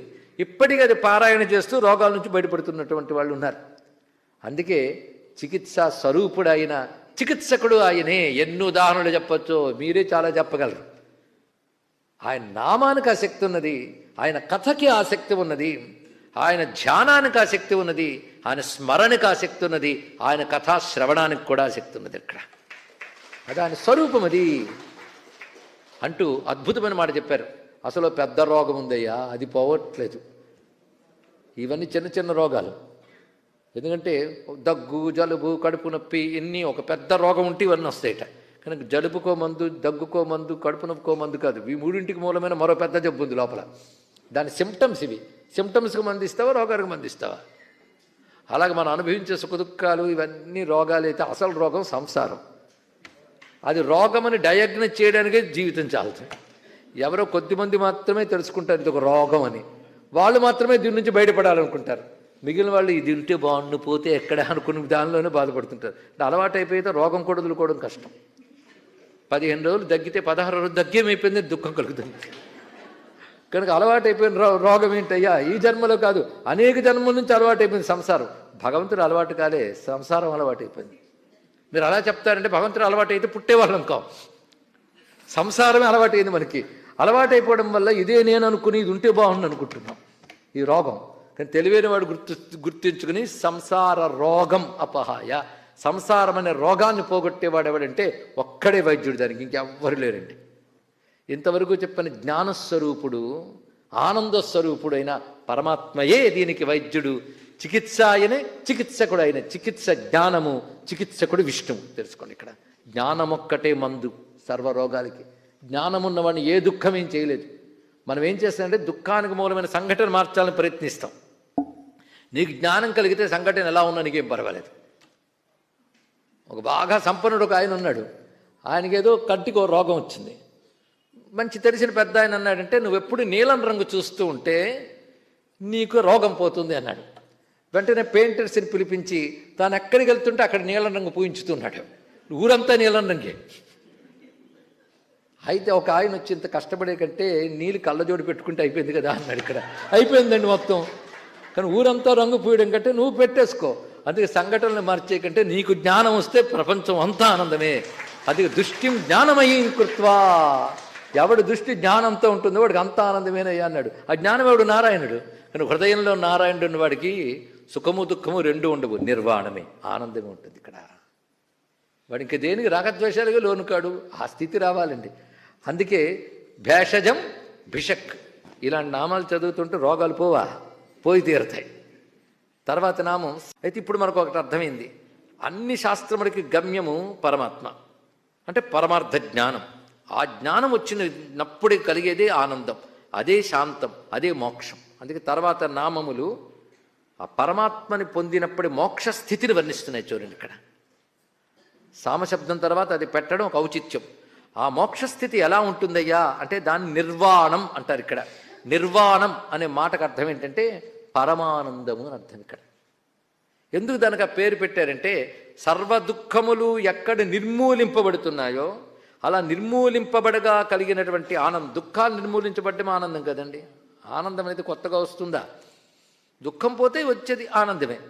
అదే మనం ఏ దుఃఖం పోయినా ఆనందంగా ఉంది అంటూ ఉంటాం, కానీ మరో దుఃఖం వస్తూ ఉంటుంది ఇక్కడ. కానీ అలా కాదు, సర్వ దుఃఖములు దేనితో నాశనం అవుతాయో తెలుసుకున్నాడు ఇక్కడ. దీనికి అత్యంతిక దుఃఖనాశనము అంటుంది వేదాంత శాస్త్రం. అత్యంతిక దుఃఖనాశనం అంటే ఇవాళేదో కడుపు నొప్పి వచ్చింది, దుఃఖం, రేపు తగ్గిపోయింది, దుఃఖం పోయింది. ఇలా మనం చాలా చాలా ఆనందాలు అనుభవించేస్తున్నాం. కానీ కడుపు నొప్పి వచ్చి తగ్గితే ఆనందం, కానీ కడుపు నొప్పి రాకపోతే ఆనందంగా ఉంటున్నామా? చెప్పండి. ఎండలో వెళ్ళినటువంటి వాడు చెట్టు నీడ చేరితే అమ్మయ్య అని ఆనందిస్తాడు. ఎప్పుడు చెట్టు నీళ్ళు ఉన్నవాడు ఆనందంగా ఉన్నాడా? కనుక దుఃఖ నిర్మూలనం ఆనందమా? ఇది ఆలోచించమని చెప్పాడు. అసలు ఆనందం పరమాత్మ స్వరూపం. దానిని పొందగలిగితే దుఃఖమే లేదు, అది స్వస్వరూపం. అది ఇక్కడ అందుకు అదే అసలైన ఆనందం. కనుక అక్కడికి వెళ్ళేటప్పుడు సర్వ దుఃఖాలు నిర్మింపబడ్డాయి. దుఃఖాలు ఎన్ని రకాలండి? జన్మ దుఃఖం, జరా దుఃఖం, ఇంకా చాలా ఉన్నాయిలేండి. జన్మ ఒక దుఃఖం, వృద్ధాప్యం మరొక దుఃఖం, వార్ధక్యం తర్వాత వచ్చేది మరణం, అది పెద్ద దుఃఖం. మరణం అయిపోయాక దుఃఖమే లేదా? మరో దుఃఖం జన్మ. ఇది కొనసాగుతూనే ఉంటుంది. ఈ లోపల దుఃఖాలు నేను చెప్పాలా? అందరికీ తెలిసినవే. దాని మీద ఉపన్యాసం అక్కర్లేదు. ఆనందం గురించి ఉపన్యాసం, కానీ దుఃఖాల గురించి ఉపన్యాసం అక్కర్లేదు. అనుభవించేది అది. ఆనందం గురించి ఎందుకు చెప్పాలంటే ఇది ఆనందమేమో అదే ఆనందం, కన్ఫ్యూజన్ ఎక్కువ. అందుకే అసలు ఆనందం భగవంతుడే. అది ఎలాంటిదంటే సర్వ దుఃఖములో అత్యంతిక నాశనమైన తర్వాత ఏ పరమానంద తత్వం ఉన్నదో అది నారాయణ స్వరూపం కనుక ఆయనే నిర్వాణము. అక్కడికి చేర్చడమే సర్వశాస్త్రముల గమ్యం కనుక సామహ నిర్వాణం అనే మాట చెప్పారు ఇక్కడ. అలాంటి నిర్వాణ స్వరూపుడు.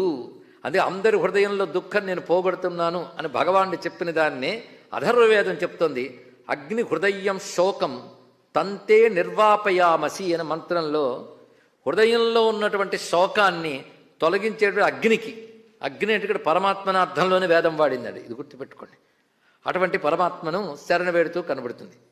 అంతేకాదు భగవాన్ని సామగానం చేస్తూ ఉంటే మనస్సుకు ఒక శాంతి లభిస్తుందండి. అందుకే తెలివైనటువంటి వారు గానముతో భగవంతుణ్ణి స్తుతించి ఆయన అనుభూతిని పొందుతారు. భగవద్ అనుభూతే నిర్వాణం. ఒక్క మాటలో చెప్పాలంటే భగవంతుడిని అనుభవానికి తెచ్చుకుంటే అదే ఆనందం. ఆ ఆనందమే లక్ష్యంగా జీవించేవాడు భక్తుడు, ఆ ఆనందమే లక్ష్యంగా జీవించేవాడు యోగి, వాడే జ్ఞాని. అంతేకాని మిగిలిన ఆనందాల లక్ష్యములు అది పొందడం లక్ష్యం. అది పొందిన తర్వాత కలిగే స్థితి పేరు నిర్వాణము. అలాంటి నిర్వాణ స్వరూపుడు. అందుకే ఆయన గానం చేస్తే ఎన్ని రకాల ఆనందాలు కలుగుతాయో చైతన్య మహాప్రభు చెప్తున్నాడు. చేతో దర్పణమార్జనం భవమహాదావాగ్ని నిర్వాపణం శ్రేయ కైరవ చంద్రికా వితరణం విద్యావధూ జీవనం ఆనందాంబుధివర్ధనం ప్రతి పదం పూర్ణామృతాస్వాదనం సర్వాత్మస్నపనం పరం విజయతే శ్రీకృష్ణ సంకీర్తనం అన్నాడు. భగవత్ సంకీర్తనము సామగానమే, మరొకటేమున్నది? వేదముల్లో తద్రూపంలో చేస్తే వేదజనితమైన సంగీతము ఆ పనే చేస్తుంది. భగవద్గానం యొక్క మహిమ ఏమిటంటే ముందు చేతోదర్పణ మార్జనం, చిత్తమనే అబ్దాన్ని శుద్ధి చేస్తుంది.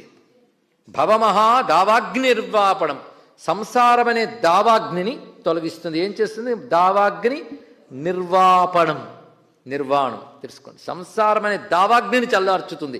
ఇది చల్లారడం అంత తేలిక కాదండి, ఇది నిరంతరం కాలుతూనే ఉంటుంది. ఏంటంటే చిన్న తోట కాదు, అరణ్యం. అదే భవారణ్యపు అగ్ని. ఆ దావాగ్నిని ఉపశమింపజేసే శక్తి భగవత్ సంకీర్తనకుంది. అందుకే భవమహాదావాగ్ని నిర్వాపణం శ్రేయ కైరవ చంద్రికా వితరణం, శ్రేయస్సులనే కలుబలుని వికసింపజేసే వెన్నెల వంటిది అన్నాడు.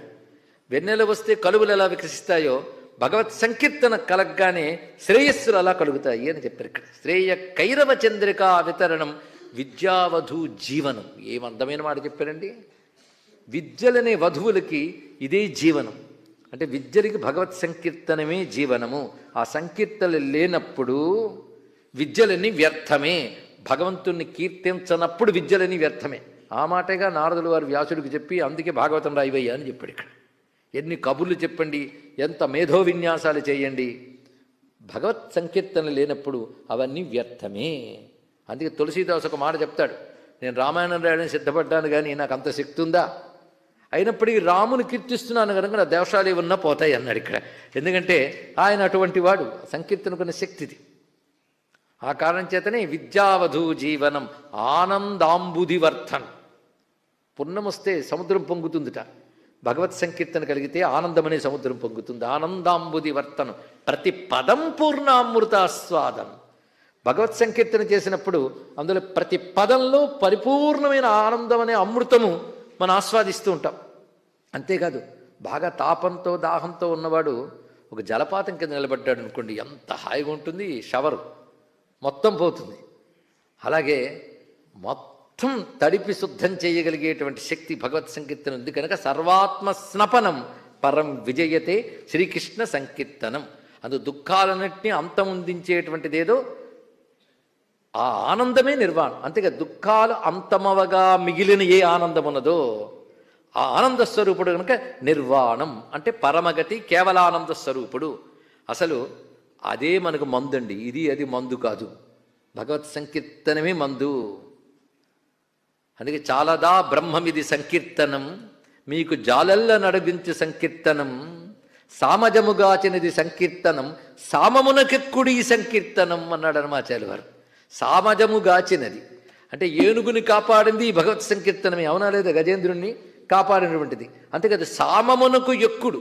వేదంలో సామగానం కంటే గొప్పది ఈ సంకీర్తన అన్నాడు. అంటే వేదంలో సామగానం అనేది కొందరు స్పృహ లేకుండానే చేయొచ్చు, ఏదో సామగానం చేసి విద్యా ప్రదర్శన చేసి దేవతను ప్రసన్నం చేసుకోవచ్చు. కానీ సంకీర్తన కేవలం భగవద్భక్తితో భగవద్ అనుభూతితో ఉంటుంది కనుక దాన్ని ఎక్కువగానే భావన చేశారు కొంత. అందుకే అదే గొప్ప మందు గనక భేషజం తర్వాతి మాట. ఇంతవరకు సామగానము చేయవాడు, సామము ద్వారా తెలియవాడు వాడు అన్నాం. అసలు సామమే భగవంతుడు అన్నారు తర్వాత నామ. అంటే త్రిసామ సామగ సామహ, సామమే భగవానుడు. సామం అనగానే దగ్గర చెప్పాను, అనుకూలపరచుకునేటటువంటి ఒకానొక పద్ధతిని భగవత్ స్వరూపంగానే భావించాలండి ఇక్కడ. అందుకే ఆ సామ రూపంలో ఉన్నటువంటి వాడు ఈ మాట తన గీతలో చెప్పాడు, జాగ్రత్తగా వింటే, వేదానాం సమవేదోస్మి, వేదముల్లో సామవేదాన్ని నేనే అని తెలియజేశాడు కదా. ఇంతవరకు వేదపరంగానే మనం చెప్పుకుంటున్నాం. పైగా సర్వదృగ్వ్యాస తర్వాత వచ్చినటువంటివి వేద సంబంధమైన నామములే. అందుకే వేదముల్లో సామవేదమైన స్వరూపం ఉన్నప్పుడు ఒక్క దాని గురించి శ్రేష్టత్వం చెప్తే అన్నీ చెప్పినట్లే. మరి విభూతి కదా, వేదములన్నీ భగవత్ స్వరూపములైనా మళ్ళీ వేదముల్లో సామమునుకున్న ప్రాధాన్యం ఇక్కడ మనకు తెలియజేస్తున్నది. పైగా సామ శబ్దానికి ఇంకొక అర్థం, పరమార్థమే, ఇది కూడా వైదికమైన అర్థమే. స్యతి అంతం కరోతీతి సామహ, లేదా స్యతి అంతం కరోతి సామ. సామం అనే మాటకు అర్థం ఏమిటి అంటే అంతమొందించువాడు, అంటే నాశనం చేయవాడని కాదు ఇక్కడ అర్థం. అంతం అనే మాటకు అర్థం ఏంటంటే దేనితో పూర్తవుతుందో అది అంతం. అందుకు సర్వ వేదములు సర్వ కర్మలు దేనియందు లయమవుతాయో ఆ బ్రహ్మమునికే సామం అని పేరు. అందుకని వేదంలో ఒకానొక మంత్ర పద్ధతికి మాత్రమే సామము కాదు, పరమాత్మ పేరు సామము. ఎందుకంటే వేదములన్నీ పరమాత్మనే చెప్తూ దాని ద్వారా వచ్చే జ్ఞానం ఏది చెప్పండి? వేదముల ద్వారా వచ్చే జ్ఞానం ఏది? పరమాత్మ జ్ఞానమే వేదములకు ఉద్దేశం. మొదట కర్మకాండ ఉంది, తర్వాత ఉండే జ్ఞానకాండ. అంటే దేంతో పూర్తయింది వేదం? జ్ఞానకాండతో పూర్తయింది. అంటే వేదములకి పూర్తేది జ్ఞానమే. ఎందుకు జ్ఞానం? జ్ఞానమే భగవంతుడు, జ్ఞానము ద్వారా భగవంతుడు గనక. అదే జ్ఞానకాండ వేదములకు పూర్తి గనక వేదాంతం అని పేరు దానికి వచ్చింది. వేదాంతం అంటే ఇదే అర్థం అండి ఇక్కడ. ఎందుకంటే జడ్జిమెంట్తోనే వాదన పూర్తవుతుంది. అవునా లేదే? వాడు వీడు బోల్డ్ వాదించిన చివరికి జడ్జిమెంట్తో క్లోజ్. అలాగా వేదము యొక్క జడ్జిమెంట్ ఏదో అది ఉపనిషత్తు. అందుకే దానికి జ్ఞానానికి వేదాంతం అని పేరు. అది ఎవరిని తీసుకెళ్తుంది? పరమాత్మ వైపే తీసుకెళ్తుంది. సర్వే వేదాహ యత్పదమామనంతి అన్నట్లుగా సామము అంటే సర్వశాస్త్రములకు చివరిదైనటువంటి అంతమైనటువంటి జ్ఞానస్వరూపుడు. ఇవన్నీ అందులో లీనమవ్వడానికి పుట్టే. ఎందుకని ఇన్ని శాస్త్రాలు చదువుతామంటే పరమాత్మను పొందడానికి, తడుముకోకుండా చెప్పాలి. కానీ శాస్త్రములకు గమ్యం ఆయన. అక్కడికి చేరిన తర్వాత మిగిలేది ఎవరు? ఆయన మిగిలేడు. నదులు సముద్రానికి చేరి ఏది మిగిలింది? సముద్రమే మిగిలింది. కనుక సామం అంటే పరమాత్మను అర్థం చెప్పుకోవాలి, అన్నిటినీ పరిపూర్ణం చెయ్యవాడు అది. అంతేకాదు ఇంకొక అర్థంలో అంతమొందించువాడు అన్నారు గనక ఆయన సామహ ఎలా అయ్యాడంటే తనను గానం చేసే వారి పాపాలను అంతమొందిస్తాడు కనుక సామహ అని అర్థాన్ని కూడా చెప్పారు. ఎన్ని చెప్పినా శబ్దంలో ఎన్ని అర్థాలు కనబడుతున్నాయి. సామగ సామహ. అయితే ఇప్పుడు మనకు ఒకటి అర్థమైంది, అన్ని శాస్త్రములకి గమ్యము పరమాత్మ, అంటే పరమార్థ జ్ఞానం. ఆ జ్ఞానం వచ్చినప్పుడు కలిగేదే ఆనందం, అదే శాంతం, అదే మోక్షం. అందుకే తర్వాత నామములు ఆ పరమాత్మని పొందినప్పుడు మోక్ష స్థితిని వర్ణిస్తున్నాయి. చూడండి ఇక్కడ సామశబ్దం తర్వాత అది పెట్టడం ఒక ఔచిత్యం. ఆ మోక్షస్థితి ఎలా ఉంటుందయ్యా అంటే దాన్ని నిర్వాణం అంటారు ఇక్కడ. త్రిసామ సామగస్సామ నిర్వాణం భేషజం భిషక్ సన్యాసకృత్ శమశాంత నిష్ఠా శాంతి పరాయణం. త్రిసామ, మూడు సామములు కలవాడు అన్నారు ఇక్కడ. అయితే వేదం ఋగ్యజుస్సామములు అయినప్పటికీ కూడా ఒక్క సామము గురించి ఎందుకు చెప్పారు అంటే విశేషం ఏంటంటే వేదముల్లో సామగానానికి ఒక ప్రాధాన్యం ఉన్నది ఇక్కడ. కొన్ని ఋగ్వేద మంత్రములే సామవేదంలో కూడా గోచరిస్తుంది. కొన్ని మొత్తం సామవేదం అంతా ఋగ్వేద మంత్రములను కాదు, కానీ ఋగ్వేదంలో శ్లోక రూపంగా చెప్పబడుతూ, అంటే వాడు శ్లోకములు అనొచ్చు కానీ శ్లోక శబ్దం అక్కడ వాడరు, మంత్రమే అది. అక్కడ మంత్రముగా పలకబడేవి గాన రూపంలో సామగానంలో ఉంటాయి. ఆ సామగానం యజ్ఞంలో చాలా ప్రధానంగా చెప్పబడుతుంది ఇక్కడ. ఎందుకంటే యజ్ఞం చేసేటప్పుడు దేవతల్ని ప్రసన్నం చేసుకోవడానికి కదా యజ్ఞం చేస్తారు. ఎవరైనా మనకు అనుకూలం కావడం కోసం యజ్ఞాది క్రియలు. దేవతలు అనుకూలం కావాలి అంటే వాళ్ళు ఏ విధంగా అనుకూలపరచగలం? ఏ ద్రవ్యాలు ఇస్తాం? వాళ్ళు ఇచ్చిన ద్రవ్యాలే వాళ్ళకి ఇస్తున్నాం. వాళ్ళని ఆనందపరిచేది ఏంటంటే ఆ గానం, సామగానం. అందుకే దేవతలని అనుకూలపరచకూడదు. సామము అంటే లొంగ తీసుకొనుట అని అర్థం ఇక్కడ. కానీ దేవతల్ని మనకు అనుకూలంగా చేసేటువంటి గాన పద్ధతి ఏదైతుందో దాన్ని సామము అంటారు. ఈ సామములు మూడు ఉంటాయి. దేవవ్రతములు అని పేరు ఈ మూడింటికి కలిపి. ఆ మూడు సామములు బృహత్సామం, రథంతర సామం, వామదేవ సామము లేదా వామదివ్య సామము అని చెప్పబడుతూ మూడు సామములు ఉన్నాయి. ఈ మూడు సామములు కూడాను సర్వదేవతారూపుడైన నారాయణ్ణి స్తుతించేవి గనక త్రిసామ, మూడు సామముల రూపంలో ఉన్నటువంటి వాడు. అందుకే సామగాయత విప్రాయ ఇత్యాది విషయములు ఋగ్వేదంలోనే మంత్రం కనబడుతుంది కనుక సామగానం అంత ప్రధానమైనటువంటిది.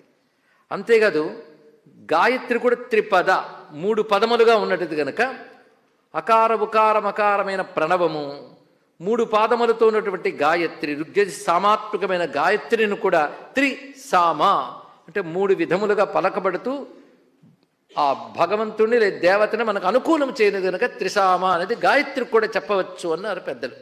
మొత్తానికి 3 సామములు అయింది కదా. అంతేకాదు సామగహ, సామగహ, గహ అంటే సామము ద్వారా గమ్యతే, పొందబడువాడు, సామము ద్వారా తెలియబడువాడేవాడు అతడు పరమాత్మ. అంటే సామములకు లక్ష్యమైనవాడు, ఇదొక అర్థము. సామగహ అంటే సామగానం చేయువాడు. అంటే సామగానం చేసే వాళ్ళందరూ విష్ణు స్వరూపుల అంటే సామగానం చేయడం చిన్న విషయం కాదు. ఆ గానము భగవంతుడి నుంచి ముందు వచ్చింది. వేదములన్నీ ముందు భగవంతుడి నుంచి శబ్దరూపంగా వచ్చే కదా ఋషులు వినగలిగి మనకు అందించారు. కనుక మొదట సామం ఎవరి నుంచి వినబడింది? భగవాన్ నుంచి వినబడింది కనుక సామగానము చేయువాడు అని కూడా చెప్పారు. అయితే ఆ రూపంగా సామగానం చేసేటువంటి వేదవేత్త కూడా భగవద్ విభూతి కలవాడే గనక సామగానము చేయువాడు, అది నారాయణ విభూతిగా మనం చెప్తున్నారు. ఎందుకంటే సామగానం చాలా విశేషమైనది గనకనే ఆ గానాన్ని చెప్పారు. అయితే గానం అంటే అర్థం ఏమిటి? ఇది తెలియాలి కదా. గాన శబ్దం అంటే మన సంగీతానికి గానం అంటాం. ఆ మాటకు వస్తే భారతీయుల సంగీతం సామవేద జనితం అని అందరికీ తెలిసినది. మా త్యాగయ్య కూడా సామ నిగమజ సుధామయ గాన విచక్షణ గుణశీల దయాలవాల మాం పాలయ సామజ వరగమన అని కీర్తనలో సామ నిగమజ అన్నాడు. సామవేదము నుంచి కలిగినటువంటి అని తెలియజేశాడు. ఆ సామగానము ఏదుందో దానిదే సంగీతానికి మాతృక, భారతీయ సంగీతానికి మాతృక. సామము దేనికి? ఇది గుర్తుపెట్టుకోండి. ముందే చెప్తాను. సామదాన భేద దండోపాయాలు మాట విన్నారు కదా. ఎక్కడ చెప్తారు? ఇది రాజనీతిలో చెప్తారు. మొదట సామం, ఎవరితోనూ వెళ్ళగానే యుద్ధానికి వెళ్ళిపోకూడదు. ముందు వాళ్ళతో మంచి మాటలు చెప్పి మంచి మాటలతోనే పని అయ్యేటట్టు చేయడం సామం. అది కూడా కుదరకపోతే బెదిరించడం, అది భేదం. అది కూడా కుదరకపోతే ఇలా సామదాన, ముందు దానం, వాడు మాటలతో లొంగకపోతే ఏదో ఆఫర్ చేయాలి, లేకపోతే బెదిరించాలి. అది కుదరకపోతే అప్పుడు దండనంలోకి వెళతాం. కానీ మొదటిది ఏది? సామ. అందుకు అక్కడ సామం శబ్దం వేశారు. అంటే చక్కటి భావంతో సద్భావంతో అనుకూలపరచుకోవడమే సామం. ఇది రాజనీతిలో రాజులను అనుకూలపరచుకోవడం, శత్రువులను అనుకూలపరచుకోవడం, కానీ దేవతలను అనుకూలపరచుకోవడం. అందుకే భారతీయ సంగీతం యొక్క పరమార్థం దేవతా ప్రసన్నత, అంతేగాని ప్రజలు చప్పట్లు కొట్టడం కాదు. ఇక్కడ భగవంతుని అనుకూలించాలి. అందుకే దేనికిరా సంగీతం అంటే భగవత్ప్రీతి కోసం మనం భావించినటువంటి సంస్కృతం అనేది. కారణం వేదము నుంచి కలిగిన సంగీతం మనది కనుక వేద ప్రయోజనం ఏమిటో సంగీత ప్రయోజనమయ్యింది. ఆ మార్గంలో వెళ్ళిన వాళ్ళే మనకు సంగీతంలో ఆచార్యులుగా చెప్పబడుతున్నటువంటి త్యాగరాజస్వామి వారు, ముత్తుస్వామి దీక్షితులు ఇత్యాదులు అందరూ కూడాను ఈ సామగానంతోనే భగవంతుడిని ఆరాధిస్తూ సామగానలోలా అన్నారు. అదేవిధంగా వేదశిరో మాతృజ సప్తస్వర నాదాచల దీప అని త్యాగయ్య గారు చెప్పడమే కాకుండా నాదతను మనిషం శంకరం నమామితే మనసా శిరస మోదకర నిగమోత్తమ సామవేద సారం వారం వారం అంటూ సంగీతానికి మాతృక సామం అనేటటువంటిది ఒక సంగీతకారుడు చెప్తే బాగుంటుంది. మనం చెప్తే ఏమిటి? ఆయన్ని మించిన సంగీతజ్ఞుడు ఎవరున్నారు? వాగ్గేయకారుడు. సంగీతంలో మహానిధి ఆయన. ఆయన ఆ విధంగా నిరూపిస్తూ చాలా చెప్పాడు. అటువంటి సామగహ, సామగానము చెయ్యవాడు, సామము ద్వారా తెలియబడువాడు, సామమును గమ్యమైనవాడు. ఇంతవరకు సామగానము చేయవాడు, సామము ద్వారా తెలియబడువాడు అన్నాం. అసలు సామమే భగవంతుడు అన్నారు తర్వాత నామ. అంటే త్రిసామ సామగ సామహ. సర్వశాస్త్రార్థం ఒకటే, బ్రహ్మజీవైక్యం లేదా జీవ బ్రహ్మైక్యం. దాన్ని చెప్తున్నటువంటి స్వరూపంగా వ్యాసుని భావించాలి. పైగా నీలకాంతులతో ప్రకాశిస్తున్న తనువు అయింది. అటువంటి వ్యాసుని మన శంకరులను కూడా అలాగే భావన చేస్తాం. అలాంటి వ్యాసుడు సర్వదృక్ వ్యాస. అన్ని విజ్ఞానములు అయినవే. అయితే విజ్ఞానాలు ఎన్ని ఉంటాయో? ఒకటే జ్ఞానం కదా. అంటే బ్రహ్మజ్ఞానం ఒకటే అయినప్పటికీ దాన్ని పొందడానికి రకరకాల ఉపాయాలు ఉన్నాయి. ఆ ఉపాయాలన్నీ వేదమే ఇచ్చింది మనకి. అంటే యోగము కావచ్చు, ఉపాసన కావచ్చు, కర్మలు కావచ్చు, ధ్యానము కావచ్చు, ఇత్యాదులన్నీ కూడా వేదము నుంచి వచ్చే కనుక ఇన్ని రకాల జ్ఞానములు. అలాగే పరావిద్యలు, అపరావిద్యలు, లౌకిక విద్యలు, పారమార్థిక విద్యలు, ఇవన్నీ మనకిచ్చినది వేదాది శాస్త్రములే. ఈ సర్వశాస్త్ర జ్ఞానం ఎవడుకుందో వాడు సర్వదృక్. ఆ జ్ఞానాన్నే లోకానికి విస్తరించి ఇచ్చినవాడు వ్యాసుడు. ఆయన అసలు పేరు కృష్ణద్వైపాయనుడు. అసలు పేరు కృష్ణుడండి. ద్వీపంలో పుట్టాడు కనుక ద్వైపాయనుడు. వేదములను వ్యాసము చేసేది కనుక వేదవ్యాసుడు అని వచ్చింది.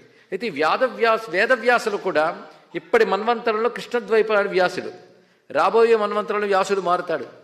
ఇదివరకు మన్వంతరాలు కూడా వ్యాసులు మారారు కనుక ఎందరో వ్యాసులు మారుతారు. అయితే అందరూ ఏ వ్యాసుని మనం పట్టుకోవాలంటే మన కాలం నాటి వ్యాసుల్ని మనం ఉపాసన చేయాలి. ఆయన కృష్ణద్వైపాయనుడు, పరాశర పుత్రుడు, సత్యవతి తనయుడు అయినటువంటి వ్యాస భగవాన్ని మనం నమస్కారం చేసుకుంటూ ఉంటాం.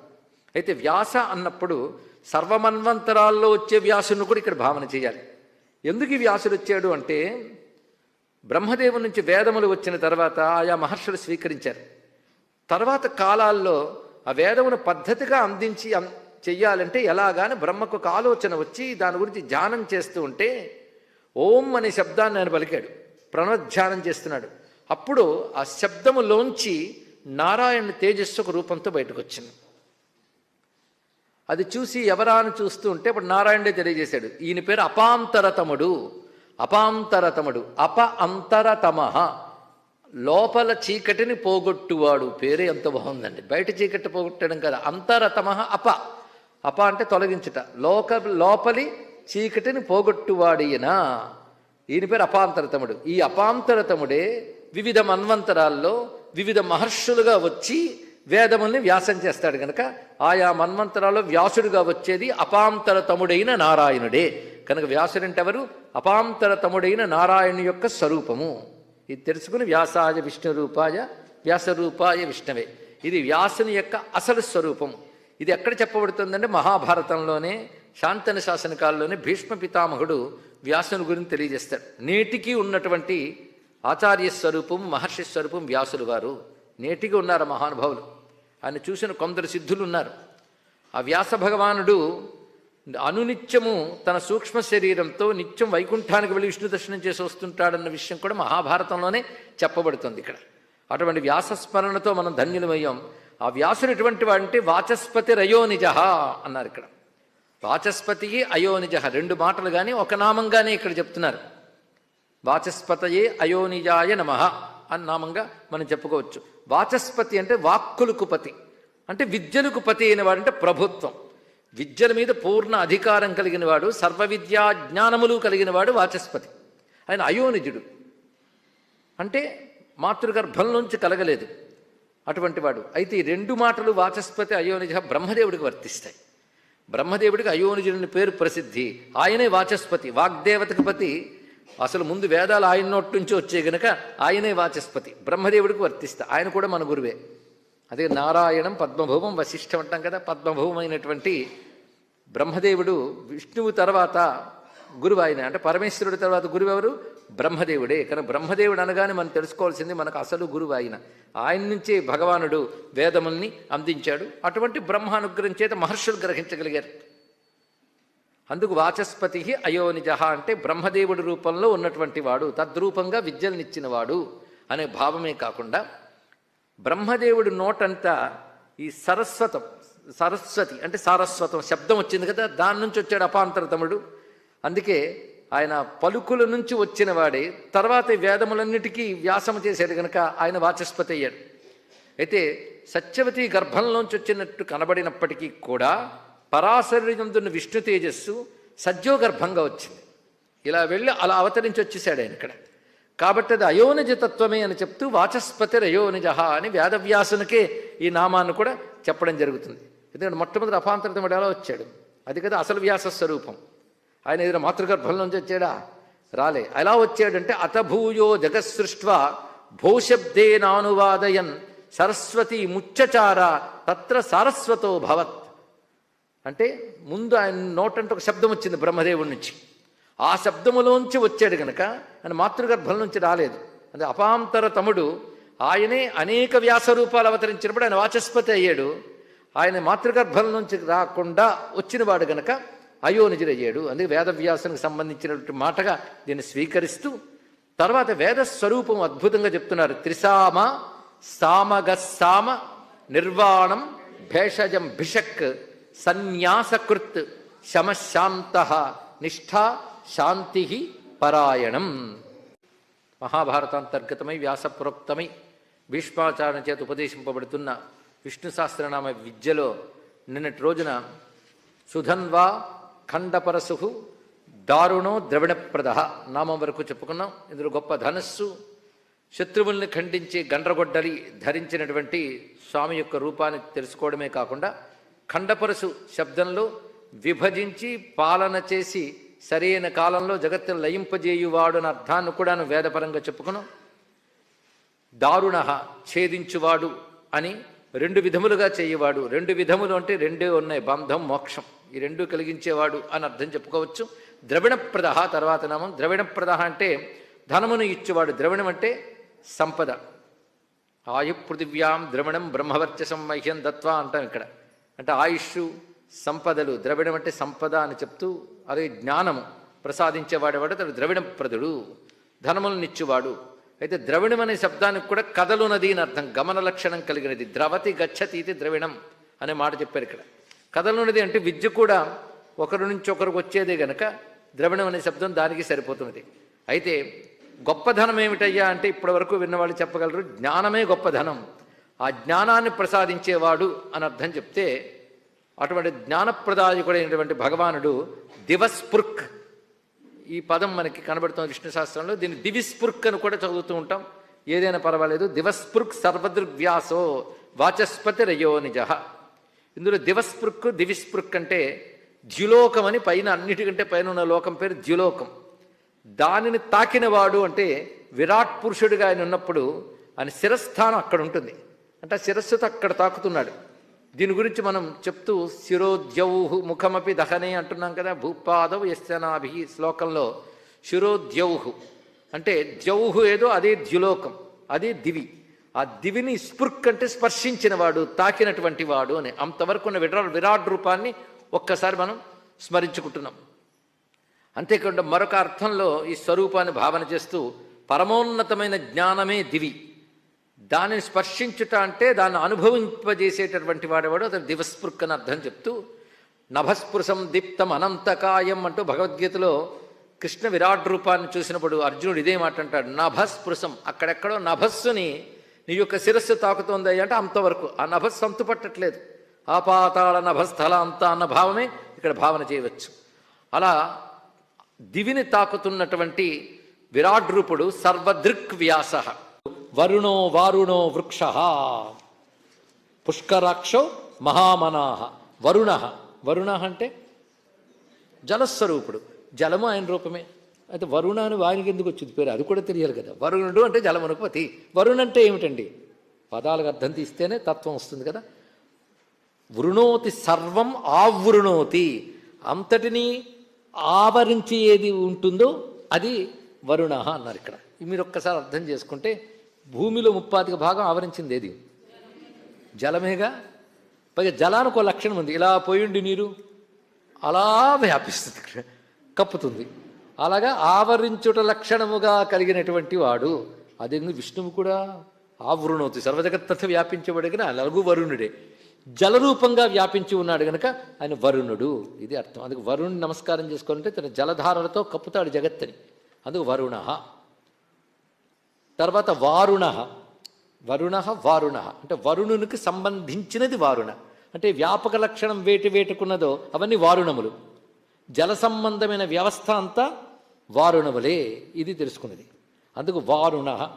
జలమునకు భగవంతుడికున్న అనుబంధం తెలియాలంటే అప్సు సర్వం ప్రతిష్ఠితం యోపామాయతనం వేద ఆయతనవాన్ భవతి. ఎందుకు జలముల గురించి ఎంత ప్రాధాన్యం చెప్పారో మనకు తెలియదు. శరీరంలో కూడా ఎక్కువ ఉండేది అదేట, విజ్ఞాన శాస్త్రవేత్తలు చెప్తున్నారు. కానీ జగత్తంత్రికి ఆధారం కనుక జల వ్యవస్థలో వరుణో వారుణో రెండు ఆయనే. జలముల చేత పెరిగేట వృక్ష, వృక్షం కూడా ఆయనే. అందుకే నమో వృక్షేభ్యో హరికేశేభ్య అని కదా. వృక్షాయ అని ఒక నామం కూడా ఉంది వాళ్ళు విడిగా. భగవంతుడు వృక్షస్వరూపుడు. ఎలాగో అంటే మీరు వృక్షం ఒకసారి చూడండి, ఒకే చెట్టు అనేక రకాల స్వరూపాలందరూ కనబడతాయి మనకి. కొమ్మలు, రెమ్మలు, పువ్వులు, పళ్ళు, ఒకదానికొకటి బంధం లేదు, కానీ అన్నిటికీ ఒకదానితో బంధం ఉంది. అలా ఒకదానితో ఒకటి సంబంధం లేని జీవులందరూ ఎవడి అనుబంధం వల్ల ఉంటున్నారో వాడు భగవంతుడు. అందుకు వృక్ష శబ్దం ఆయనకు వర్తిస్తుంది అయ్యా అన్నాడు ఇక్కడ. అందుకు వృక్ష వరణే అనే ధాతువు ప్రకారంగా వరుణ వారుణ శబ్దాలకు ఇది అర్థం ఇక్కడ. అంటే వృక్షము స్థిరంగా నిలిచి అంతటా ఆవరిస్తుంది, అది ఇక్కడ అర్థం. అలాగే ఉంటూ చెట్టు అంత కొమ్మలు ఇంత వ్యాపించిందంటే అంతగా వ్యాపించింది, ఆ చెట్టేగా ఇన్నిట్టి పట్టుకు నిలబడింది. అందుకే దాని వృక్ష అని పేరు. కదలక నిలచువాడు అని కూడా అర్థం ఉంది వృక్ష శబ్దానికి అర్థం. వృక్ష ఇవ స్తబ్ధో దివతిష్టత్యేకహ అని శ్వేతాస్తోతర ఉపనిషత్తులో మంత్రం. ఎవడు వృక్షములాగా మనకు అందనంత స్థానములు నిలబడి ఉన్నాడో వాడు. అంతేకాదు జగత్తును వృక్షంతో పోల్చాడు. ఊర్ధ్వమూలం అధశాఖం అశ్వత్థం ప్రాహురవ్యయం ఛందాంశయస్య పర్ణాని యస్తం వేద సవేదవిత్. ముందు విశ్వాన్ని చూడు, ఇది కర్మలతో వృద్ధి చెందుతుంది. కర్మలు అంటే యజ్ఞాదులు, ఆ కర్మలకు మూలం ఏంటి? వేదం. కనుక చెట్టుకు ఆకులు ఎలాగో దీనికి వేదములు అలా ఉన్నాయి. ఛందాంశయస్య పర్ణాని, దీని మూలం ఆకాశంలో ఉంది. ఈ తిరగడబడి చెట్టు గురించి చెప్పడం ఎంత అద్భుతమైన కల్పన అండి. ఇక్కడ దీని మూలం పైన ఉంది, కింద లేదు. అక్కడి నుంచి ఇటు వ్యాపిస్తుంది అని చెప్పారు ఆ వృక్ష రూపుడి ఉన్నవాడు. పుష్కరాక్ష, ఈ శబ్దానికి చాలా విస్తారమైనది, ఇదివరకు చెప్పాం. పుష్కరమైన అక్షము అంటే విస్తారమైన దృష్టి కలవాడు, వికసించిన దృష్టి కలవాడు, పుష్కరమునందు వ్యాపించినవాడు. పుష్కరం అంటే పద్మం, హృదయ పద్మంలో వ్యాపించినటువంటి వాడు. మహామనాహ, గొప్ప మనస్సున్నవాడు. ఆయన మనస్సు ఉందండి, మనస్సుకు కూడా అతీతుడే. అంటే మన జ్ఞాని అనే ధాతు ప్రకారంగా మనాహ అంటే జ్ఞానస్వరూపుడు, మహామనాహ అంటే అనంత జ్ఞానస్వరూపుడైన వాడు. అటువంటి భగవాను భగవాన్ భగహానంది వనమాలి హలాయుధ ఆదిత్యో జ్యోతిరాదిత్య సహిష్ఠుర్గతి సత్తమ. మహామనాహ అంటే అనంత జ్ఞానస్వరూపుడైన వాడు. అటువంటి భగవాను భగవాన్ భగహానంది వనమాలి హలాయుధ ఆదిత్యో జ్యోతిరాదిత్య సహిష్ఠుర్గతి సత్తమ. ఇప్పుడు వచ్చింది భగవాన్ అనేటువంటి నామం, బాగా వాడతాం. అందుకే అంత భగవద్గీతలో కృష్ణోవాచ ఎక్కడ లేదు, భగవానువాచే. పుస్తకం పేరే భగవద్గీత. ఆయన మాట్లాడితే భగవద్గీత, ఆయన ఏదైనా చేస్తే భాగవతం, అంతే కదా. కానీ ఆయన చేష్టలన్నీ భాగవతం, ఆయన మాటలన్నీ భగవద్గీత. రెండిట్లోనూ భగవానుడే. భగవంతుని సంబంధించిన అంశములు భాగవతం, భగవంతుడు చెప్పింది భగవద్గీత. ఎన్ని పేర్లు ఆయన ఉన్నా ఇదే పేరు. ఈ చెప్పినవన్నీ విష్ణు కథలన్నీ ఎక్కడున్నాయి? ఆ భాగవతంలోనున్నాయి. ఇవన్నీ కలిపి ఒకటే భగవానుడు. భగవాన్ అంటే ఏమిటి అంటే సుఖయోగిందుడు మొదలై చెప్తాడు. బ్రహ్మేతి పరమాత్మేతి భగవానితి కథ్యతే. బ్రహ్మమని, పరమాత్మని, భగవానుడని 3 పేర్లతో చెప్పబడేవాడు ఒకడైన ఆయన అన్నాడు. వాడిని భగవాన్ అన్నారు. ఇక్కడ భగ శబ్దానికి అర్థం ఏంటంటే 6 గుణములు కలిగిన వాడు. ఈ 6 గుణములు ఐశ్వర్య గుణములు. ఐశ్వర్య గుణములు అంటే ఈశ్వర సంబంధమైన గుణములు. ఇది ఇక్కడ అర్థం. అంటే భగవాన్ శబ్దానికి ఆయన వాచ్యుడు. అదేమిటంటే ఐశ్వర్యస్య సమగ్రస్య ధర్మస్య యశస్శ్రియ జ్ఞాన వైరాగ్యయోశ్చైవ షణ్ణాం భగ ఇతీరిణ. భగ శబ్దానికి షడ్గుణములు, అది కలవాడు భగవానుడు. షడ్గుణ ఐశ్వర్యములు, వీటివే ఐశ్వర్యం అంటే ఈశ్వర గుణములు. అవేంటో చూడండి. ముందు ఐశ్వర్యస్య సమగ్రస్య. ఈ సమగ్ర అనే శబ్దం చెప్పబడ్డ 6ంటికి వర్తిస్తుంది. సమగ్రం అంటే కంప్లీట్గా, లేకపోతే ఆ గుణాలు కొందరికి ఉంటూ ఉంటాయి అప్పుడప్పుడు. అది ఆయన దగ్గర సంపూర్ణముగా ఉంది, ఎప్పుడు ఉంటుంది. కనుక ఈ 6 గుణములు భగవంతుడికి చెప్తున్నారు. మొదటిది ఐశ్వర్యం. ఐశ్వర్యం అంటే సంపద కాదు, ఈశ్వరస్య భావ, అథారిటీ. ఒక దానిపైన పట్టు ఉండడాన్ని ఐశ్వర్యం అంటారు ఇక్కడ. అంతేగాని క్యాషియర్ దగ్గర బోల్డ్ డబ్బు ఉంటుంది అని ఐశ్వర్యవంతుడిని ఎవరు అనరు. ఎందుకు? అది ఆయన్ని కాదు, దాని మీద ఆయనకు అధికారం లేదు. అవునా లేదా? కనుక ఐశ్వర్యం అంటే అర్థం ఈశ్వరస్య భావం ఐశ్వర్యం. సర్వజగ నియామక శక్తి అది ఆయన దగ్గర సంపూర్ణంగా ఉంది. నేను కొందరు నియమిస్తుంటాను కానీ నేను ఈశ్వరుని అంటే దీనికి అది కంప్లీట్గా లేదు, ఆయనకే. అది సమగ్ర శబ్దానికి వేశారు. సమగ్రమైన ఐశ్వర్యం ఎవరికి ఉందో ఐశ్వర్యస్య సమగ్రస్య ధర్మస్య. రెండవది ధర్మము. ధర్మం అంటే విశ్వనియమములు, అది ఆయనకే తెలుసు. ధర్మస్య యశస.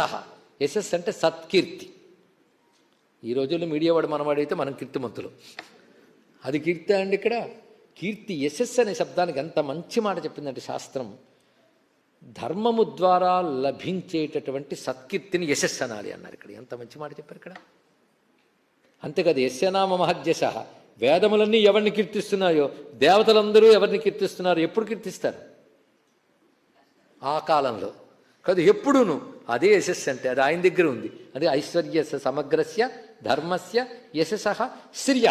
శ్రీ అనే మాటకి శోభ, కాంతి, కళ, వైభవం ఇవన్నీ వర్తిస్తాయి. అవన్నీ కలిగిన వాడే ఆయన, ఎప్పుడు ఉంటాయి ఆయన దగ్గరగా. ఇప్పుడు ఎన్ని అయ్యాయి? 4. జ్ఞాన వైరాగ్య. ఇది ఇంకో గొప్ప విషయం ఉంది ఇక్కడ. ఇన్ని ఉంటూ అపూర్వమైన జ్ఞానమే అయినా, ఇన్ని ఉంటూ వైరాగ్యం. ఇన్ని ఉంటూ జగత్తు నడుపుతూ దేనికి అంటాడు, దేనితోనూ రాగము అటాచ్మెంట్ లేనివాడు. అది వైరాగ్యం. ఈ 6 గుణాలు కలిగి వాడిని భగవాన్ అనాలి అన్నారు ఇక్కడ. అది మీరు పదం తీసుకుని ప్రతి అవతారంలో 6 ఎలా చూపిస్తాడో వెతకాలండి. అదే నిజంగా రామాయణం చదవడం, అదే నిజంగా భాగవతం చదవడం ఇక్కడ. అంతేకాదు మరొక శబ్దం భగవానికి విష్ణు పురాణం చెప్తుంది. ఇవన్నీ శాస్త్రంలో చెప్పినవే.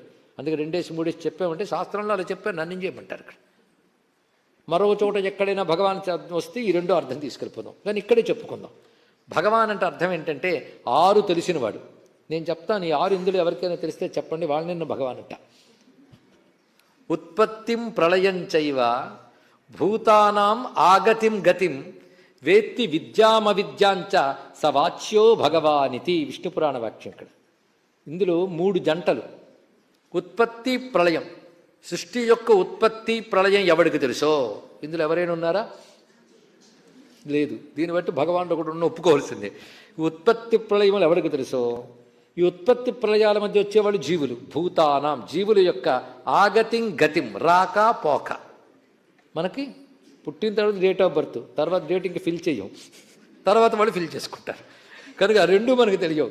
ఆగతిం గతిం వేత్తి విద్యాం అవిద్యాంచ. అద్భుతమైన మాట చెప్పాడండి. సంసారంలో పడి జన్మలెత్తడం అవిద్య, సంసారం నుంచి బయటపడడం విద్య. ఇందులో ఎప్పుడు పడుంటామో, ఎంతవరకు పడుంటామో మన చేతిలో లేదు. ఎప్పుడు బయటపడతామో కూడా మన చేతిలో లేదు. అంటే బంధము మోక్షము, ఈ 6 ఎవడికి తెలుసో వాడిని భగవాన్ అనాలి. ఎంత అద్భుతమైన మాట చెప్పారు. అలాంటి భగవానుడైన విష్ణువునికి నమస్కారము. ఇది భగవాన్ శబ్దకి. ఇంకొక అర్థం భగం అనే మాట ఎందుకు వచ్చింది? భం వృద్ధిం గచ్చతి ఇత్యర్థః. నిరంతరము వృద్ధి చెందినది. అందుకే ప్రకృతికి భగము అని పేరు. ఈ ప్రకృతి నిరంతరం వృద్ధి చెందుతూ వెళుతూ ఉంటుంది. అలాంటి ప్రకృతి ఎవడ అధీనంలో ఉన్నదో వాడు భగవానుడు. ఇది అర్థం చెప్పారు. భగవాన్ భగహ. హా ఇది విసర్గలు కావు. భగహ అంటే వృద్ధిని నశింపజేయవాడు. వృద్ధి పొందిస్తాడు, ప్రళయాదుల్లో వృద్ధి నశింపజేస్తాడు. ప్రళయాదుల్లోనే కాదు, ఎప్పటికప్పుడే ఒకడు వృద్ధి చెందుతూ ఉంటుంది, తరిగిపోతూ ఉంటుంది. అలా వృద్ధి చెందుతాన్ని మళ్ళీ ఉపసంహరించగలగాలండి. సముద్రం దగ్గర కెరటాలు అంత ఉవ్వెత్తున లేస్తాయి, మళ్ళీ టప్పిమని పడతాయి. ఉవ్వెత్తున లేపిన సముద్రమే మళ్ళీ వెంటనే లాక్కుంటుందే లేదా? కానీ జగత్తులో వ్యాపించిన భగవానుడు ఎప్పుడు వృద్ధి చేయాలో అప్పుడు వృద్ధి చేస్తాడు, తిరిగి లాక్కుంటాడు. కనుక భగహ అని మాట చెప్పారు.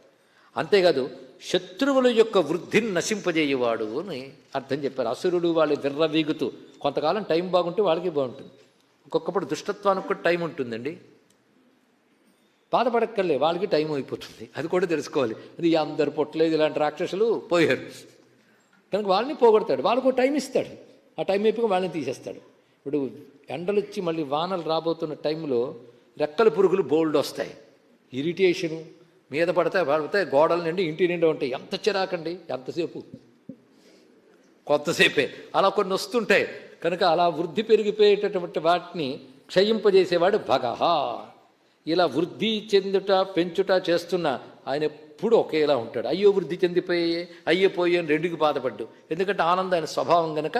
భగహ నంది, ఆనంది, వనమాలి. మొత్తం ఈ నామములు చూస్తుంటే మేదినీపతి నుంచి మహావరాహో గోవింద సుషేణ కనకాంగది గుహ్యో గభీరో గగనో గుప్త చక్రగదాధర.